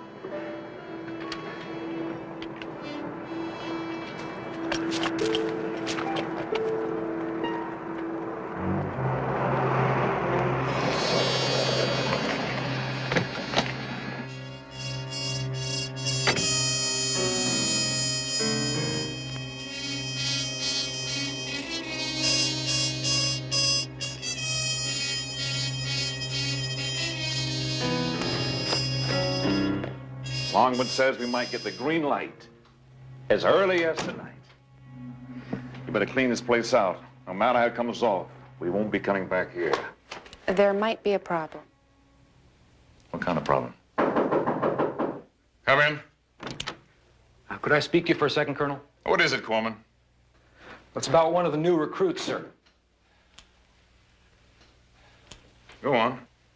Well, you know Jones? Well, I knew him in Vietnam. Now, I don't know what he's doing here, but I do know that he works for a private detective. Private detective? Did you know about this? Last night, I was about to tell you. You're right. We do have a problem, don't we? Well, Danny, I'm glad you told us. Any ideas why he's here? Well, it says he's got a message from my wife, but you already spoke to her, right, sir?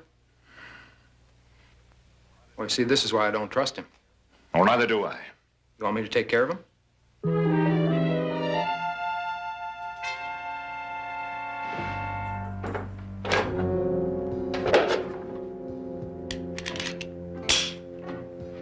Okay, Coleman. You got the job.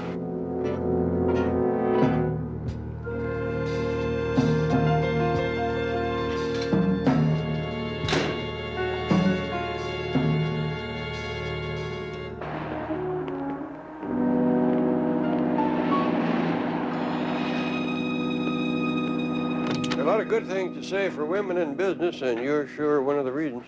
Well, that's very nice, Mr. Jones, but... Sounded chauvinistic. Well, I'm sorry. I guess it came out wrong, but I meant it for a compliment. Well, that's exactly how I took it. Well, here it is. This is the Sendrex company. Travel light, didn't they? Well, the only person I ever met was a woman named Lucy Todd. She said that the company was screening applicants for foreign jobs. They leave a forwarding address? I didn't even know they'd moved out. You wouldn't have one of their old canceled rent checks around, would you? Yes, if they had paid by check, but Miss Todd always paid cash in advance. Who owns the furniture? The building. She rented it. Suppose they paid for that in cash, too. Huh? You really are a detective, aren't you? Times like this, I sometimes wonder. What? Oh, I see what you mean. Mr. Jones, I don't think they left a thing behind. Probably right. Except for this. 5557201. Is that the one you called for, JR? Mm-hmm, that's the one. Get in touch with your friend at the phone company. See if they can tell you who that number is listed to, what numbers they call, things like that. I'll get right on it. Better call Lieutenant Biddle, too. Tell him what we're doing. I have a hunch if we turn over enough rocks, we're going to find something we need help handling.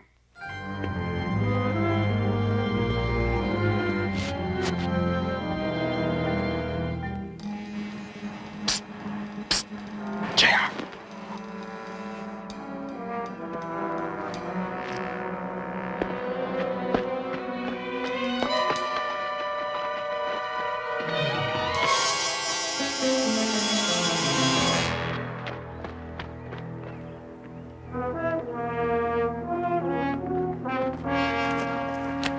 Boy, am I glad to see you. I wasn't so sure there for a while. Is Kate really all right? Yeah, the treatment's worked as a total cure. Oh, man. Wish I could see her now. Well, what are you waiting for? JR, don't you know what you gotten yourself into here? I can't leave. They'd kill me. What do you mean they kill you? I'm in a special unit. We're going to start a revolution by killing this Middle Eastern dictator. Danny, if you get out now, nobody will connect you with something that's going to happen halfway around the world. Well, it's not going to happen halfway around the world. This dictator's going to come here. What do you mean, here to Los Angeles? Yeah.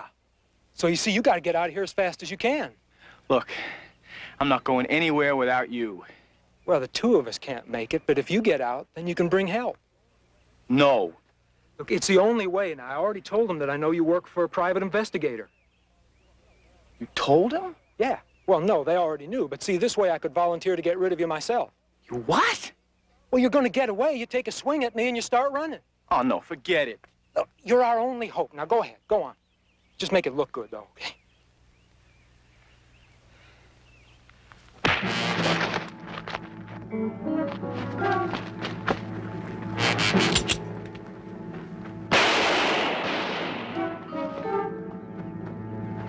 That's it.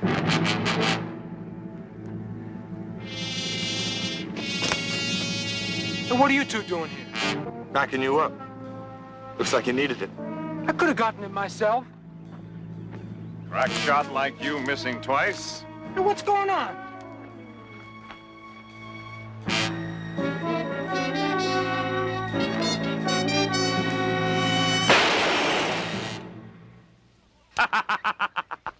Hey, those were blanks. You were testing me. Why? What's the difference? You passed. I don't like having my loyalty questioned. You don't have to like anything. All you have to do is obey orders. All right, take him back.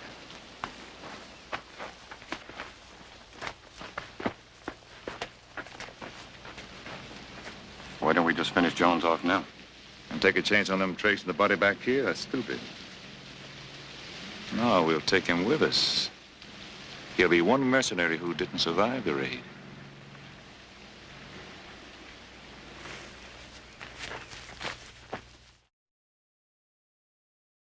Here's a list of calls made from the Syndex company phone. Did a rundown on most of the numbers for you. Oh, good work. Richard Longwood, that name ring a bell? Isn't he into oil or something like that? He is a billionaire oil speculator with interests in the Middle East, places like that.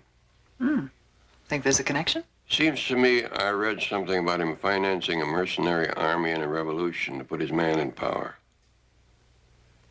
Well, looks like Jedediah's first case is a little bigger than just tracking a missing husband. Well, now where are you off to? Longwood. I always wanted to meet a billionaire.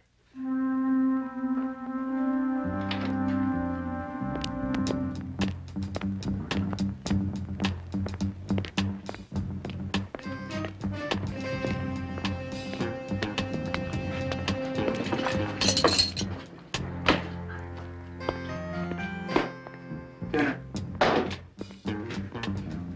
I'm supposed to wait while you eat it. Lobo, I'm a private investigator. I came here to find Danny Corman. But as it turns out, I uncovered a plot to kill a Middle Eastern leader. Yeah, then there's gonna be a revolution, which will free a whole country. Oh, come on. You don't really believe that, do you? Well, sure. Why not? Because it's a lot of baloney, that's why not. It's gonna happen right here. And we're gonna be accessories to a political assassination. There isn't gonna be any glory. There's gonna be an international incident. I didn't know anything like this was gonna happen. I just wanted a chance to do something important. All right, well, maybe you still can. And will you help me stop him? What do you want me to do? All right, listen. Somebody has got to get out. Now, I can't, and I know they're watching Danny. So you've got to get out. Lobo, this is the adventure you've been wanting. Me? How? Well, I'm sorry. I'm just not so convinced. Corman told us Jones worked for a private detective. He volunteered to get rid of him. He didn't know his gun was loaded with blanks. Now look, they grew up together. They soldiered together. People don't change that much so fast. Corman's done everything we've asked of him. You don't have anything except your damn woman's intuition. Let it pass. All right, then try this. If you've been calling Corman's wife like you told him, why would she send Jones to find him? She'd just wait for your next call. Now, by now, Corman must realize you lied. That's not intuition. That is just common sense.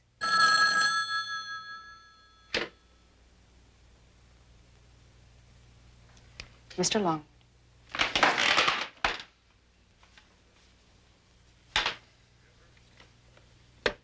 Yes, sir?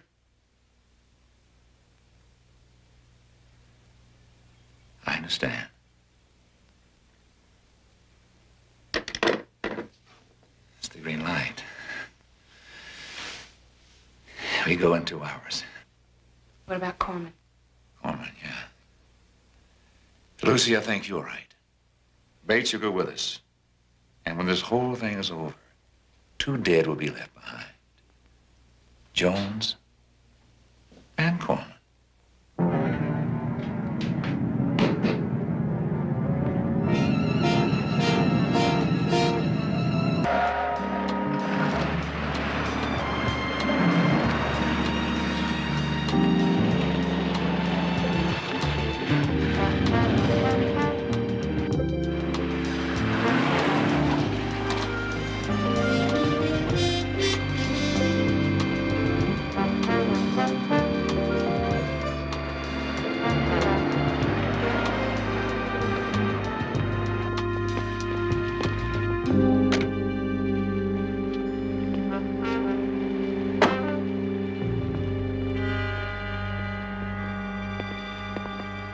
What do you want? I'd like to see Mr. Longwood. He expecting you? No, but it's rather important. My name's Barnaby Jones. I'm a private investigator. Barnaby! Well, Sergeant Marley. He's okay, I know him. What are you doing here? I might ask you the same question.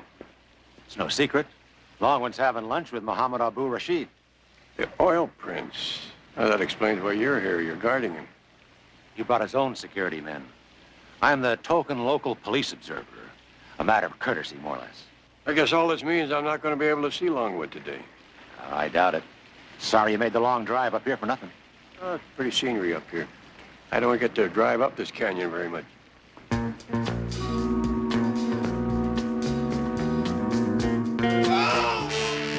Can't stand it! Somebody do something! I need a doctor! Oh, oh God, it hurts! Can't somebody do something? Okay, how long have you been Oh, like I don't know. Hours. Ooh, do something, please. Where does it hurt? Everywhere. Ooh, mostly my side. Down here on the right. Oh. Oh. Okay, hang on, I'll be right back. Oh. Oh. Oh. Ah. No. Oh.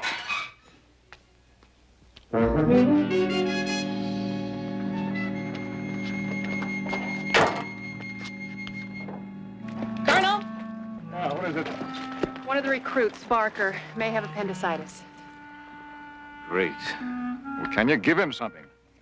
I'm not a doctor, but if it's for real, he could die. Well, get him to the hospital and stay with him, all right? I'll handle it. Good luck today. Thanks.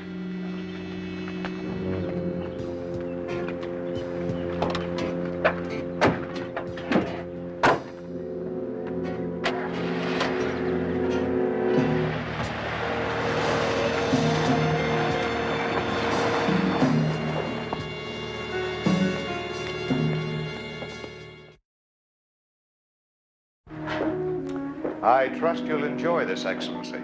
Ah, Mr. Longwood, I see you remembered my curious eating habits. Would you deny a guest any desire in your home? No, but a vegetarian's diet is not for everyone. Actually, I would not have been offended had you ordered something else for yourself. To tell you the truth, Excellency, you've converted me. I doubt it, but it's kind of you to say so. Shall we?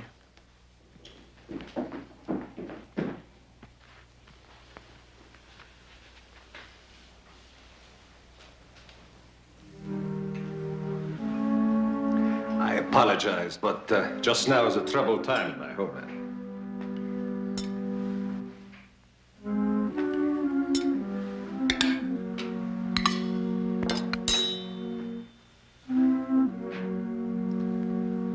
Excellent.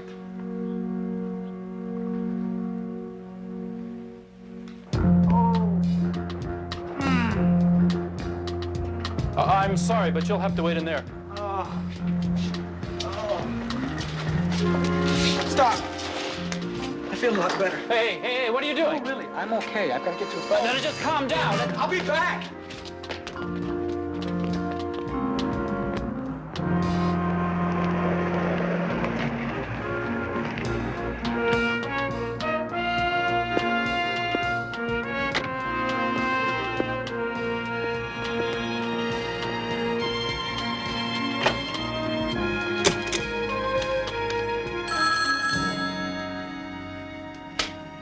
Barnaby Jones' office, may I help you? It's me, Betty. Oh, Barnaby, thank heavens. What's wrong? Well, I just got a call from a very excited man who said his name was Steve Barker and that he was in the same outfit with J.R. Is J.R. all right? He's a prisoner of those mercenaries. Danny Corman is with him. Now, this man said that they are planning a raid on an estate somewhere here in town to assassinate an oil minister. I tried to find out where, but he didn't know the location. I think I do.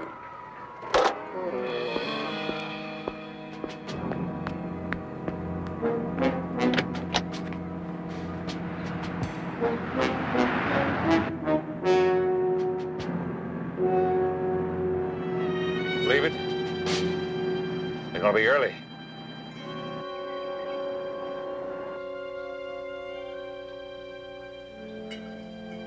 I can send technicians to your country who can help your people to progress the equivalent of 10 years in 18 months. But don't you see, that is exactly the kind of help we don't need. We are innocents.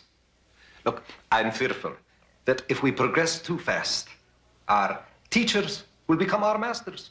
Others in your country don't feel that way. Those others are my enemies, Mr. Longwood.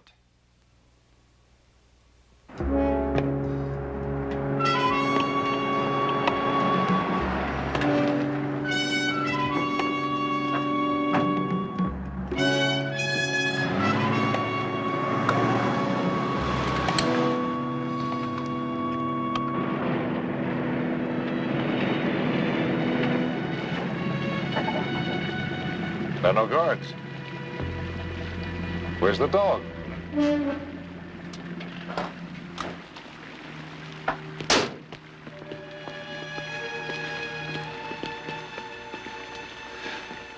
I don't like this.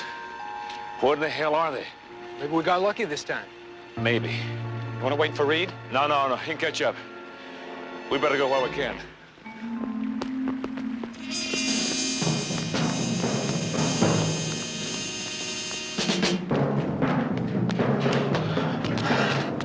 Where are they? Maybe Longwood concentrated everything around the target. Maybe you already left. No, that's his limousine. Give me that.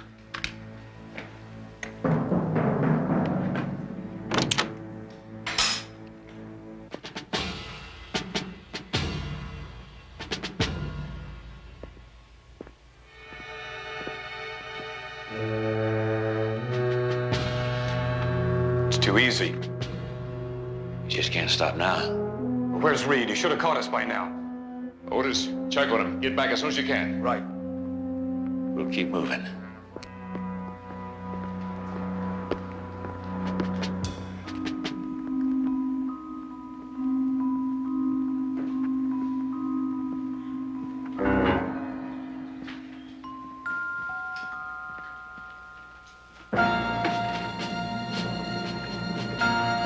Let's take him. What the?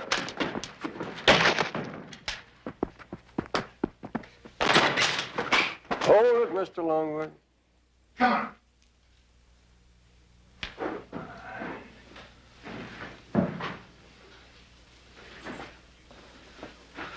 And you call yourself a soldier? Mr. Longwood, there's an old saying, and I can't think of a time it applies better. You get what you pay for.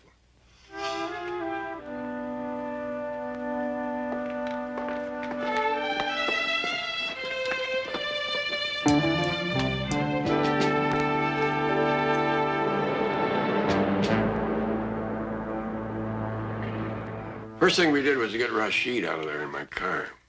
You know, I couldn't believe the expression on Longwood's face when he found himself looking up the muzzle of Folsom's gun. He wouldn't tell us what the plan was, so we figured the best thing to do would be to get rid of all the resistance so there wouldn't be any reason for any shooting till he got to the study. What about Lucy Todd and Reed? Police picked her up at the hospital and him on his way to Longwood. Where are they? Annie, she's a woman and she's gonna make you sweat. Danny? Oh, Danny.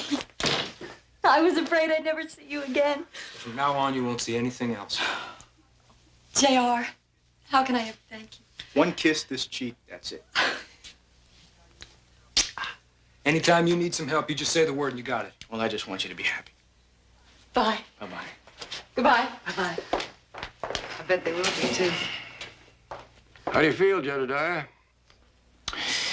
It feels damn good.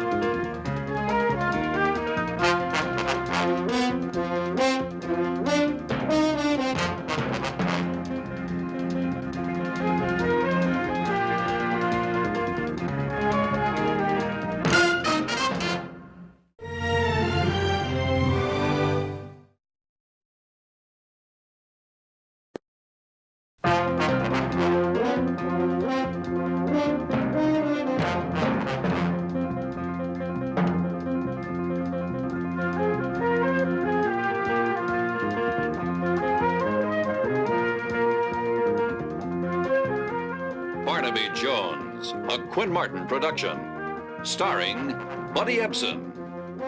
Also starring Lee Merriweather, Mark Shera, with guest stars Diane Baker, Alan Fudge, Michael Ebert. Tonight's episode, The Wife Beater.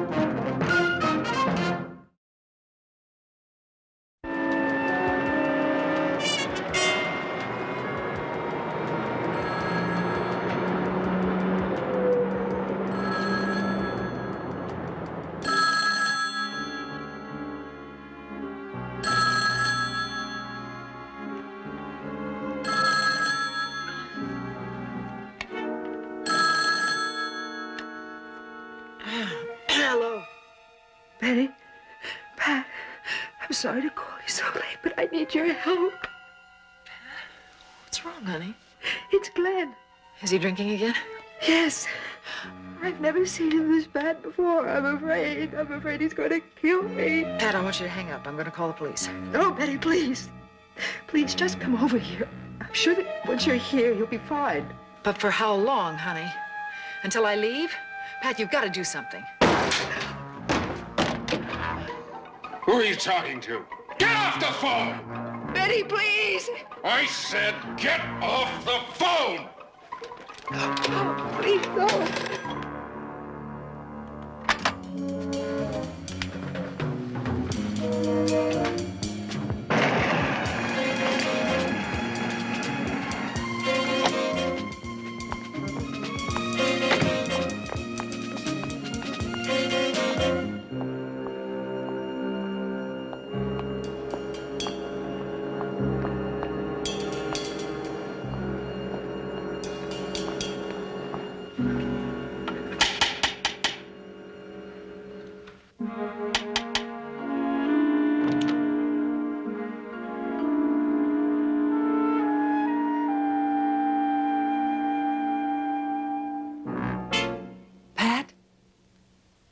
Betty.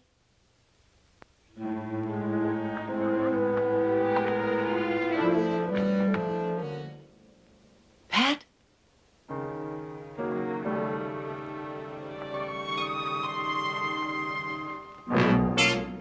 Pat? Are you in there?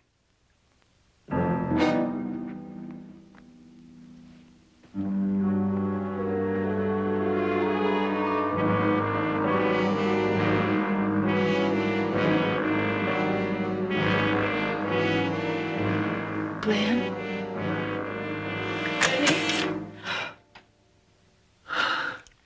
You don't know what I was just thinking. I was in the bathroom and I didn't hear you come in. Honey, are you all right? Yeah, I'm all right. Glenn passed out just after I talked to you. I tried to call you back, but you'd already left. Come on, let's find your suitcase and I'll help you put some things together. What for? You don't think I'm going to let you stay here alone with him, do you? You're going to stay with me. That's sweet of you, Betty, but everything's all right now. All right? A few minutes ago, you thought he was going to kill you. That's because he was drunk. By tomorrow morning, he'll have forgotten all about it. Honey, he has no right to abuse you. Pat, will you look at your face? I have looked at it, Betty, and I'm sorry you had to see me this way. You have to do something. What, Betty? Just walk out on him like he didn't exist. Every day is another disappointment for him. And he just doesn't know what to do about it. I know you're only trying to help me, but I just can't walk out on him. I can't let him wake up and not find me here. I guess I can't force you to come with. But you gotta promise me that you're gonna see me tomorrow. We'll have lunch. Maybe we can figure something out. I'd like that. Thank you for caring.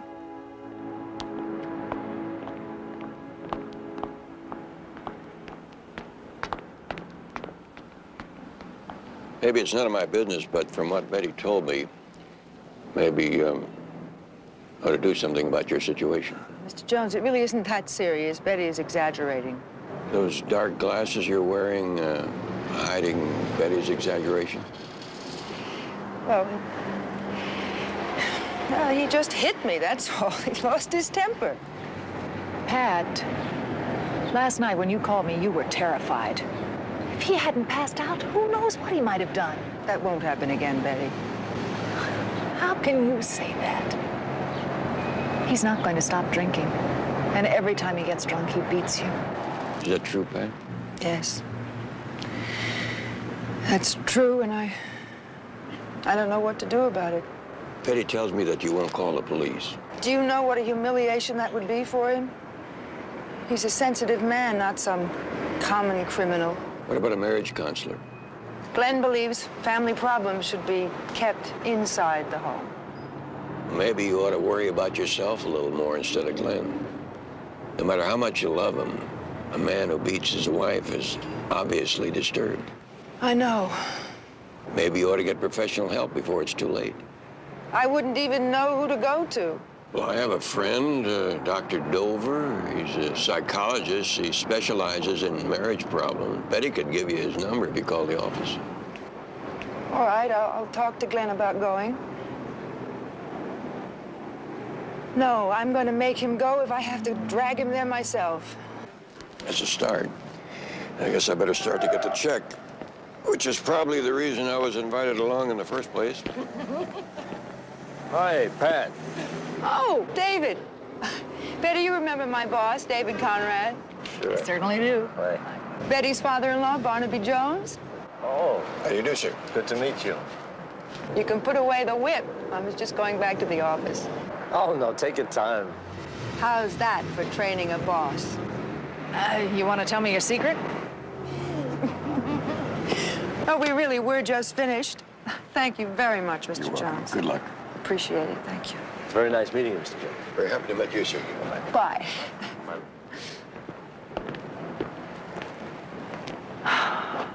Oh, I hope she can get Glenn to go. Yeah. Betty, when I was much younger, I once tried to separate two brothers who were fighting. You know what happened?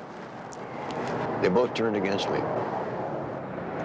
Is that your way of telling me not to get involved? No. Just be careful. By the way, Glenn called right after you left the office. Did he say what he wanted? No, he just asked if I knew where you were having lunch. I told him I didn't, but I don't think he believed me. Why do you say that? Oh, it's just something in his voice. I think he suspected that you and I were having lunch together. Poor Glenn. He always makes everything so complicated. Well, I've decided we're going to see a marriage counselor. Oh, really? Pat, if you want any time off, you know you've got it. Thanks, David. You know, I still say that some men have got all the luck. If you were my wife, Pat, I'd... What's the use of talking about it? You know what I mean. What's that for? For making things so much easier. Sure. Come on.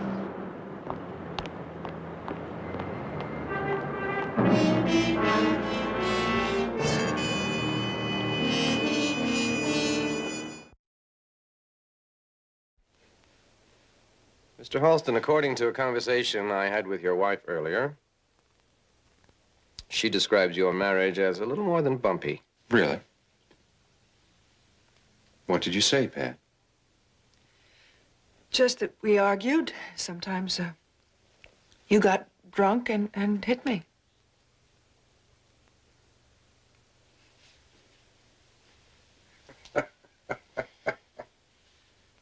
I'm sorry. I'm sorry. It is true. It's all true. I throw myself on the mercy of the court. This isn't a court, Mr. Halston. You know that. I should at least have the opportunity to defend myself. Pat, how many years have we been married? Almost 10. And in those years, have you been happy? You know I have. And how many times have I hit you? I don't know. Not many. Well, then what are we talking about? Doctor, My old man was a violinist. I don't mean professionally. He wanted to be. Maybe he wasn't good enough. I don't know. So instead, he sold hardware, hammers, nails, things like that. And sometimes when it would get to be too much for him, he would go out and have a few drinks, and he would come home drunk, and he would hit my mother. But not out of hate, out of love. And she understood this. She knew it was the only way that he could ease that pain. And so she loved him. In spite of what he did to her, she loved him until the day he died. Can you understand that, Doctor? You are an engineer, aren't you, Mr. Halston? I was. I sell I sell real estate now. It's the same thing, only bigger. And why did you give up engineering? The firm I was with was hit by the recession. I was one of many they laid off. I'd like to see you both twice a week in the beginning. Twice a week? Where am I going to get the time? Glenn, you promised me. That's right. I swore I would try.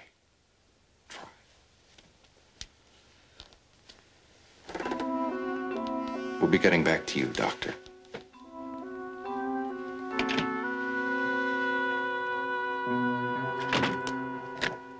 Mrs. Halston, for your own sake, see that he gets help. If he doesn't like me, go to someone else, but go to someone. I'm not sure I understand. Your husband's a very disturbed man, Mrs. Halston. Take my word for it. He's a bomb waiting to explode.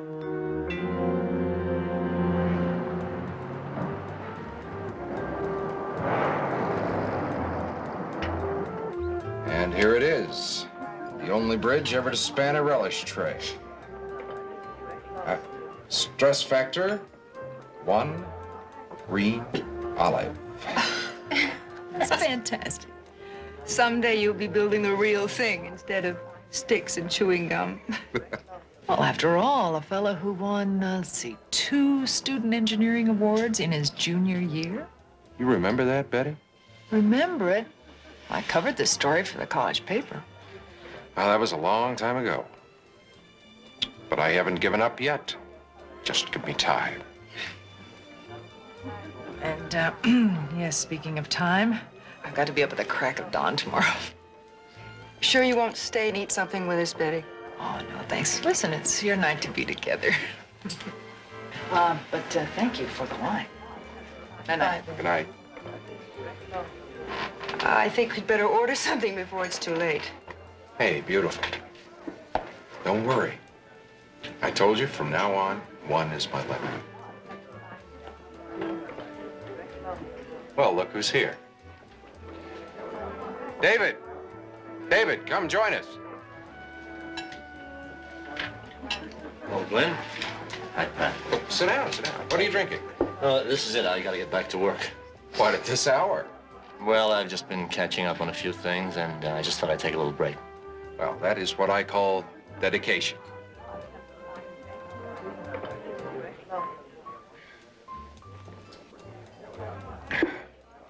But I guess that's what it takes to stay on top. In my company, that's what it takes to keep your job. I guess that's why women find you so attractive. Now, don't be modest, David. They love winners. You are a winner. Now, take Pat here. Glenn. I don't think a day goes by that she doesn't tell me how successful you are. Glenn, that's not true. But does she ever tell you about me, David? I mean, why I'm selling houses instead of building bridges? Now that is interesting. Glenn, maybe some other time. No, it won't take long. You see, I could have gone on to graduate school, but then something unexpected came up. Right, Pat? Glenn. Pat, I'll see you tomorrow in the office. Good night, Glenn.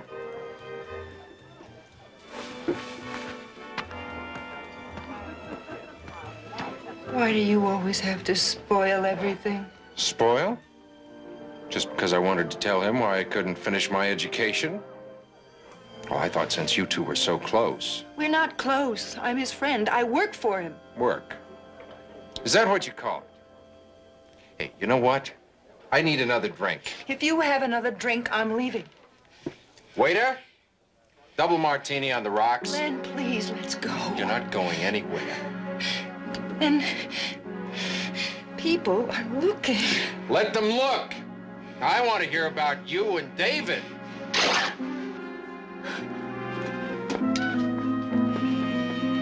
Pat?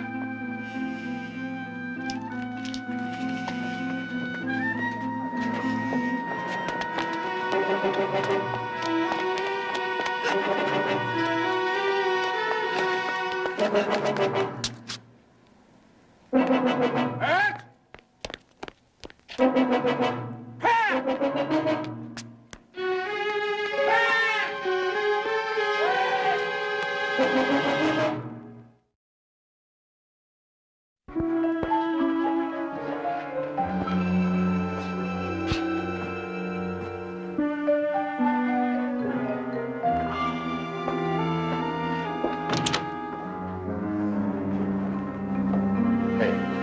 What are you doing here?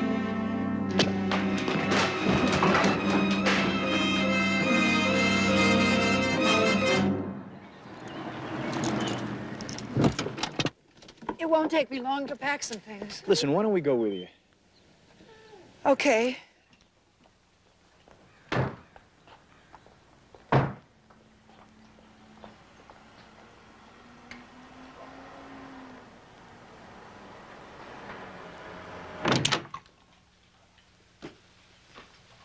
Glenn? He must still be sleeping.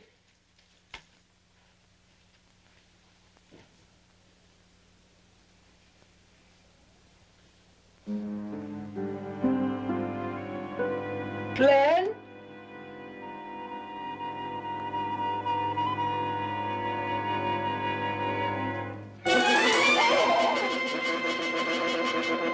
What's wrong? My wedding dress? Could he hate me so much? Doesn't look like he's here. I can help you pack.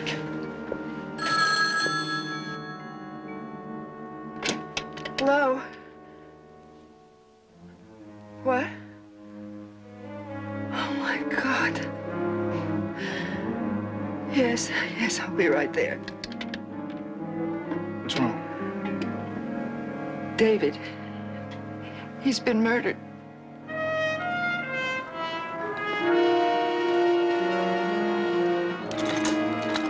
That's all you can tell me, Lieutenant? That's all there is to tell. You handling this for the insurance company you work for? Oh, you might say I'm working for Betty on this one. It's personal. Barnaby, there's nothing personal about murder. You got something. I don't want you holding out on me. Well, everything that I got would come under the heading of suspicion.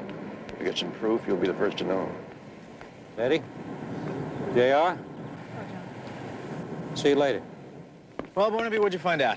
They think he was murdered by a mugger who waited for him outside of his office last night. A mugger? His wallet was gone, his watch, his college ring. I know what you're thinking, Pat, but there's not the slightest bit of evidence that connects Glenn to this. I only hope that you're right. Where is Glenn? He should be at work. Where's work? Coronet Real Estate Company. Jedediah and I'll have a talk with him. I better go upstairs. The office will be in a madhouse. I'll call you later.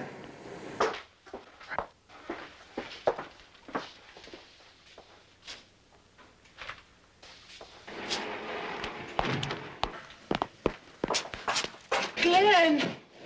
I've got to talk to you, Pat. I want to apologize about last night. What I did to your wedding dress. Wedding dress? Don't you know what happened to David last night? Pat, you don't think I had anything to do with that? Oh, come on. Pat, how long have you known me? Not very long. Not the way you've become.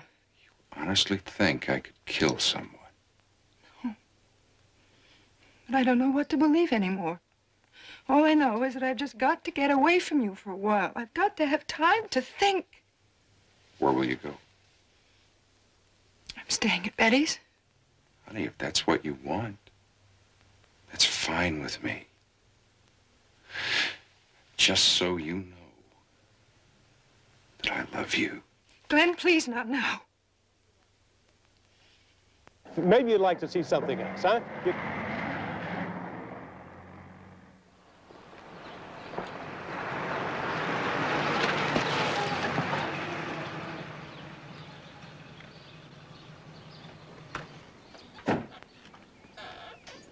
Morning. Morning. Well, I can see this is just the house you're looking for. This is the house, all right, but we're looking for the salesman, Glenn Halston. They told us at the real estate office that we'd find him here. Well, they told you wrong. He was supposed to be here almost 2 hours ago. I'm Sid Markham. Glenn works for me. What did you want to see him about? I'm afraid this is personal, Mr. Markham. Oh, yeah. Sure. Why not? It's only on my time. Here comes His Majesty now.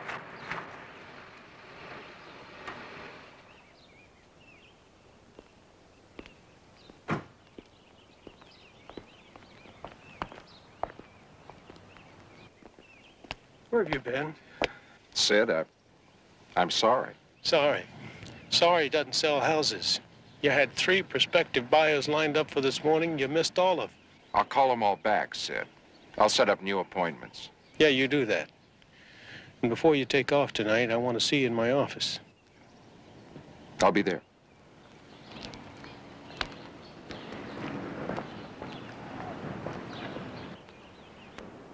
Mr. Jones, right? Betty's father-in-law? I met you at a 4th of July picnic a couple of years ago. What a terrific memory. This is my associate, Jedediah Jones. What can I do for you? Did you know that David Conrad was murdered last night? I heard something about that on the radio. I figured I'd be a suspect sooner or later, but I didn't kill him. Well, according to the police, the murder took place at about 10 o'clock. Where were you at that time? Trying to forget where I was at that time. Unless you have a pretty good alibi, I'm going to have to tell the police how you felt about Conrad. Have you ever heard of a place called Mully's Bar? How long were you there? About an hour. And then I went to the Red Sail, and then to a place called the Sombrero. We used to refer to that as bar hopping. How did you bruise your hand? I don't know. I must have banged against something. Sure it wasn't Conrad? I told you I didn't kill him. And you won't mind if we check out those bars you were in last night? No. Why should I? No reason. No reason at all.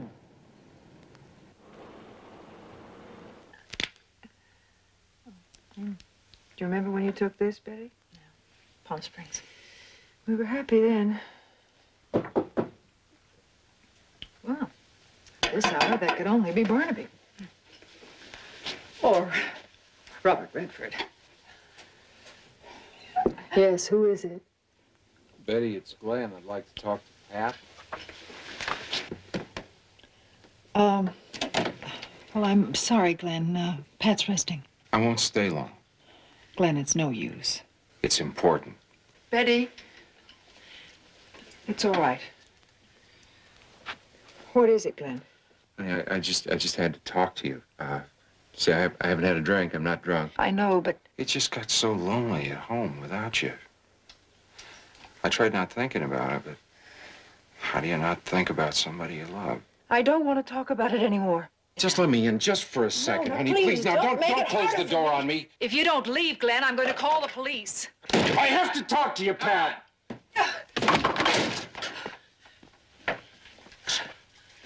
Glenn! Pat, you've got to listen to me. I'm no stranger. I'm your husband. You're my wife. I'm afraid of you. There's no reason to be anymore. Honey, I know what's going to save our marriage. It's not staying apart. It's getting together again. It's too late. Pat, let's have a baby. A baby? We always talked about it. I was just afraid of the responsibility. But honey, I'm not afraid anymore. Do you know what having a baby means? Do you have any idea? Means we'd be a real family. We'd have someone to care about, someone to love. Something that was a part of the two of us. It's not that easy. I'm not saying it's that easy. I'm saying we could handle it. Honey, we love each other. That's half the battle. Glenn. Honey, we got all these years invested. They're happy years. You said so yourself. I've got to give it just one more chance. All right. Oh, Pat. I've got to, Betty. Don't you see that I have to?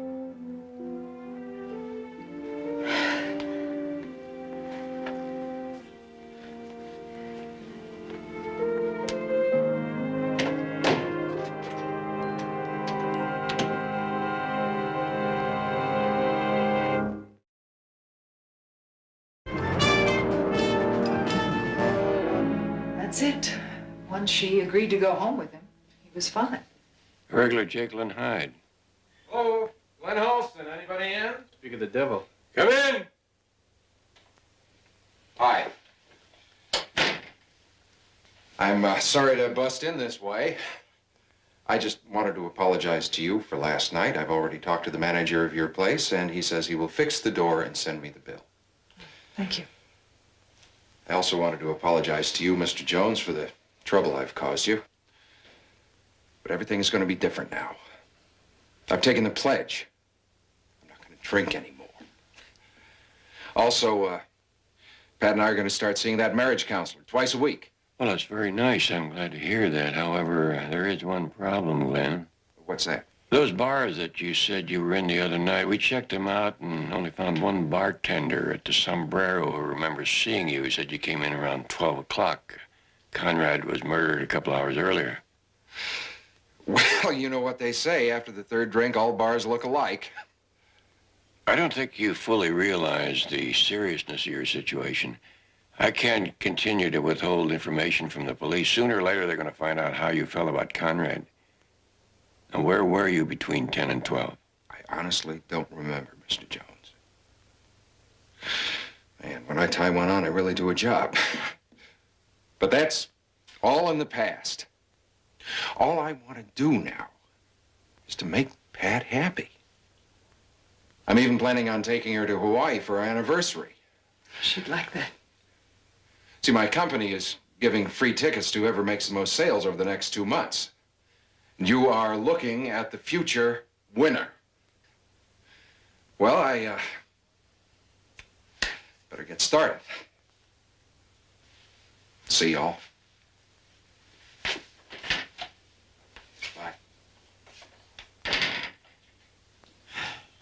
You know, Barnaby, I really want to believe him.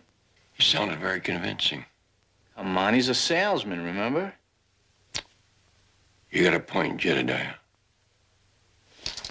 Now, while I continue checking out the bars, I want you and Betty to check out the building which Conrad had his office. See if you can find anyone who might have seen Glenn there about the time of the murder. I was just about to suggest the same thing myself. I know. Sid wants to see me. Oh, is it true he had open heart surgery and they found he didn't have one?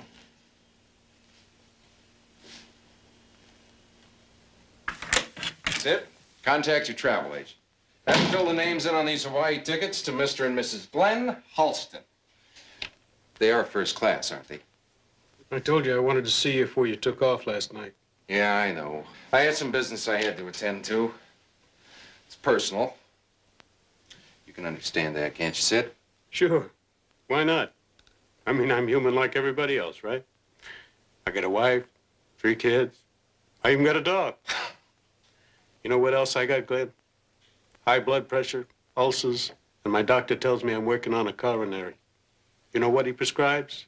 He says I should get rid of all my aggravations. And you, Glenn, are one of my biggest. I know I let you down lately, Sid. It's just, well, I've been under these pressures. We're not machines, Sid.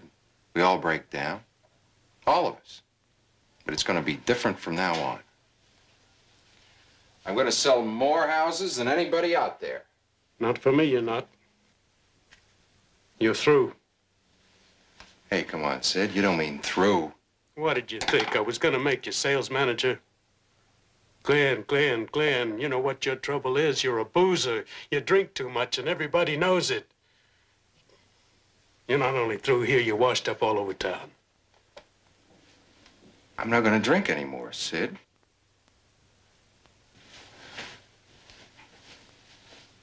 I give you my word. It's too late for that. Hey, come on, Sid. You gotta give me just one more chance. Please. Just give me one more chance. I promised my wife. I'm sorry, Glenn. I got a business to run here. Look, I got a lot of work to do, and why don't you clean out your desk? Yeah. I don't want to leave anything behind.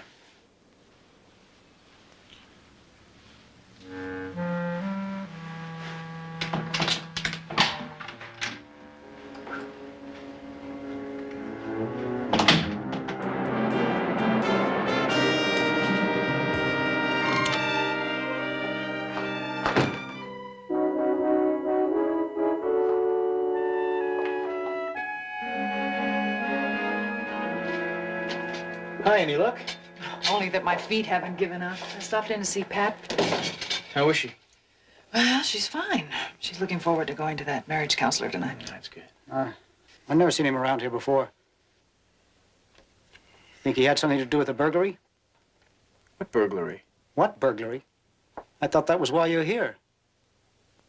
Someone broke into my shop night before last and stole a dozen of my best cameras. The night of the murder? That's right. In fact, I wouldn't be surprised if there's a connection somewhere. And you reported this to the police? Yeah, about an hour ago. Why'd you wait so long? Because I just found out about it. You see, when I found the cameras missing, I thought my partner had taken them on the road with him to sell. When he got back this morning, I found out he hadn't touched them. That's when I realized what happened. Just made a copy of the serial numbers to give to the police. Mr. Keller, do you mind if we borrow one of these? If it'll help get my cameras back, be my guest. Well, thank you. Yes, thank you.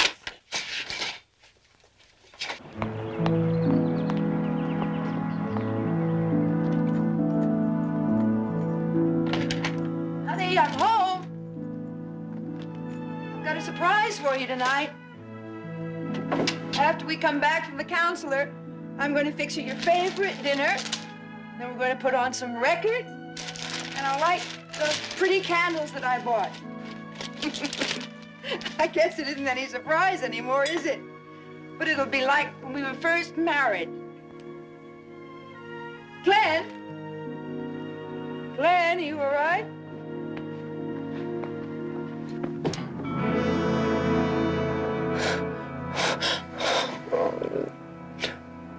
Oh. I got canned today. What? You heard me. I got fired. Oh, no. Why? Because of you? Me? That's right. First I blamed myself.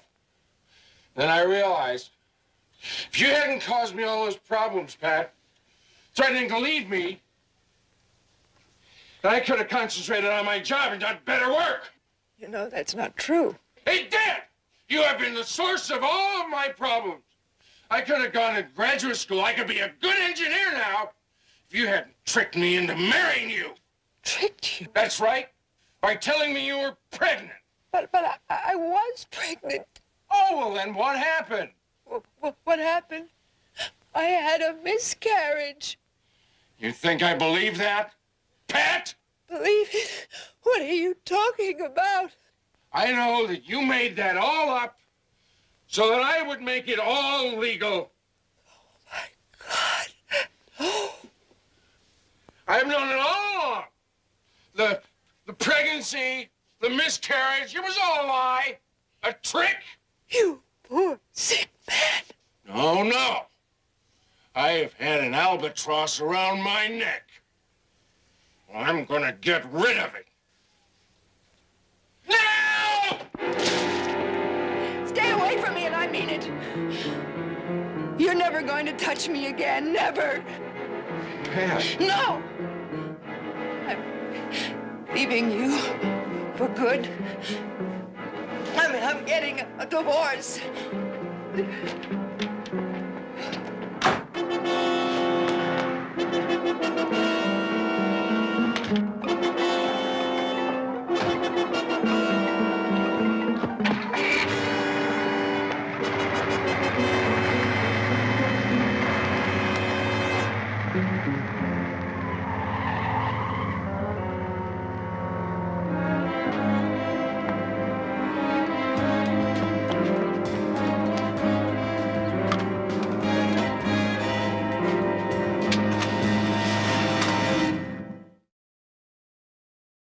I see.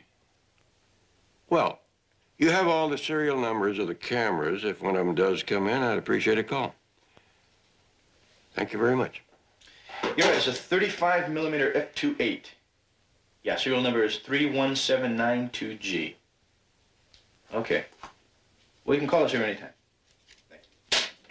Mr. Harrington, Four-Star Loan Company. You took in 8 cameras in the last 2 days, not one of them from the Keller burglary. Are there any more pawn shops we haven't called yet? No, that was the last one. But if you ask me, we are wasting our time. You don't think there's any connection between the burglary and Conrad's murder? To tell you the truth, I don't know what I think, Barnaby. It has been a long day, and I am really tired.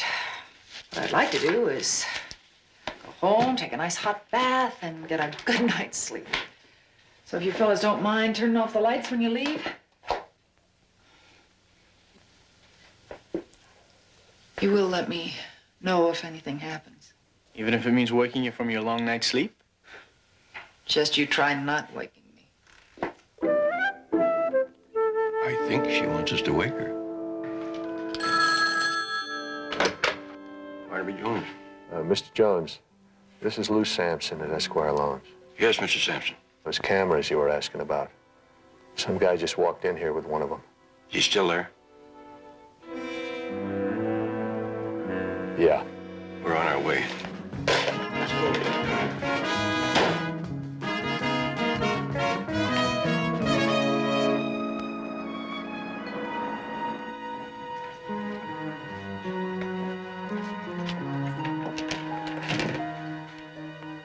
Pat?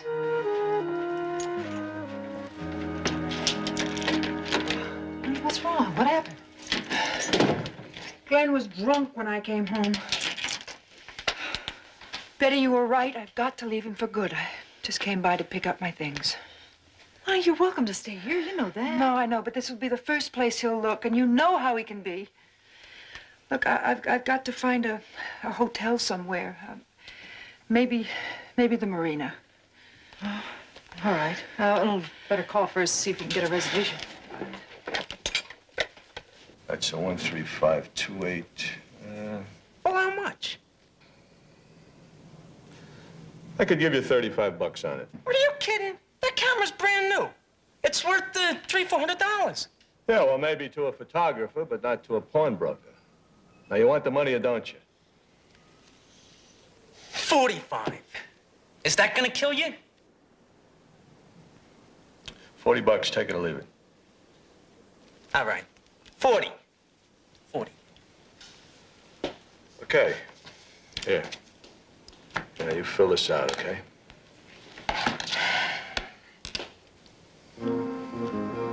Hey, come on, the money, huh? It's in the back. I gotta get it. I was just closing. You just finished filling that out.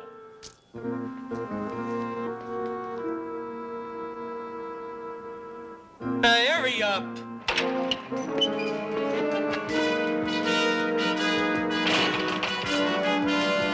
That's your camera? Hold it! Right there.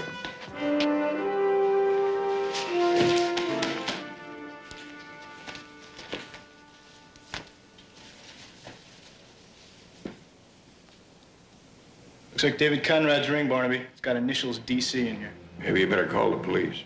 Yeah, all right. Phone's in there. Thanks. Really, I appreciate it, but you don't have to go with me. I want to make sure you're checked into your room nice and safe. We got everything?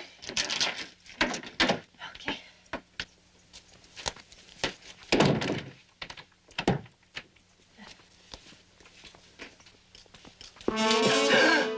Where are you running to now, Pat?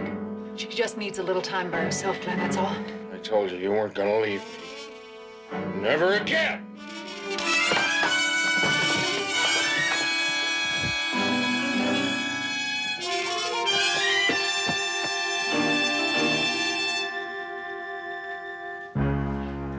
I didn't mean to kill him, but he saw me, so I had to hit him. Get him out of here.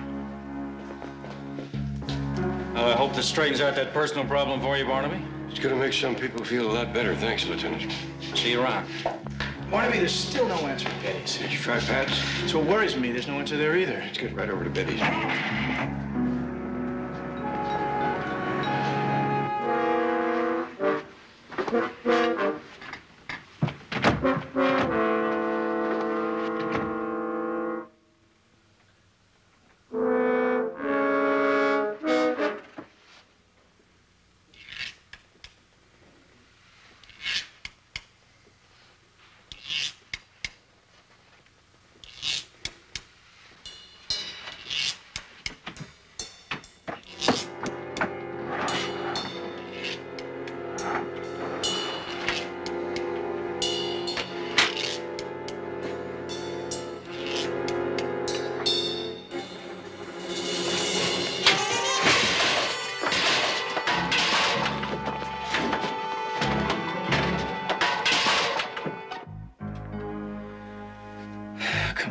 Come on.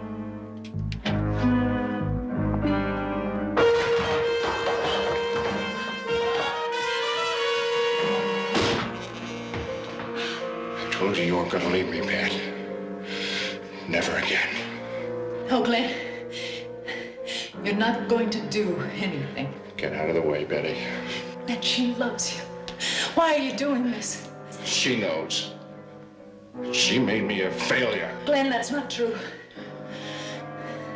The failure was your doing, and it's time you faced it. No.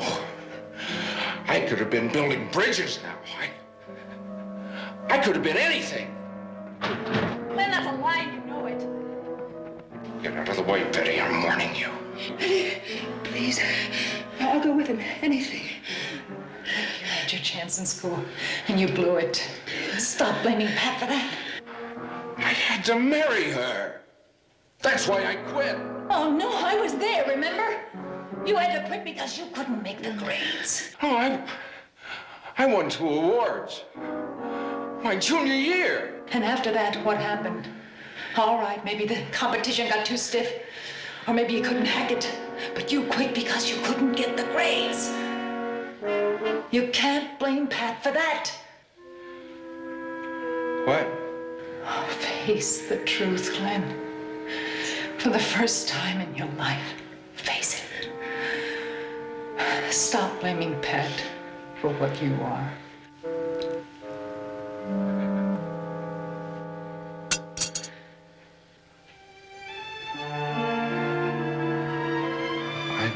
I'm sorry.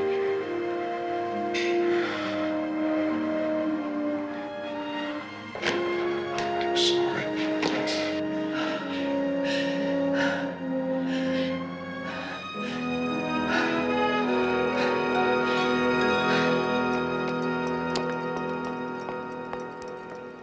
Sorry I'm late. Well, that's all right. We just got here ourselves. Here, let me help you. Thanks, JR. Oh, did you see Glenn? Yes. They have this small lake out there. We took a walk by it. How is he? Relaxed, thoughtful. How long did the doctor say he'd have to be there? 6 months, a year, maybe. Who knows? Pat, when he gets out, are you going back to him? I don't know. I guess a lot of it depends on him. And time. I just don't know. Well, why don't we order? Now, listen, Barnaby, I really don't have too much of an appetite. Too bad, Jedediah. It's my check. Your check? That's right. I'll start with some soup, maybe have a salad later on. Hey, the lasagna here is really terrific. Ravioli. Maybe have a lasagna in the ravioli.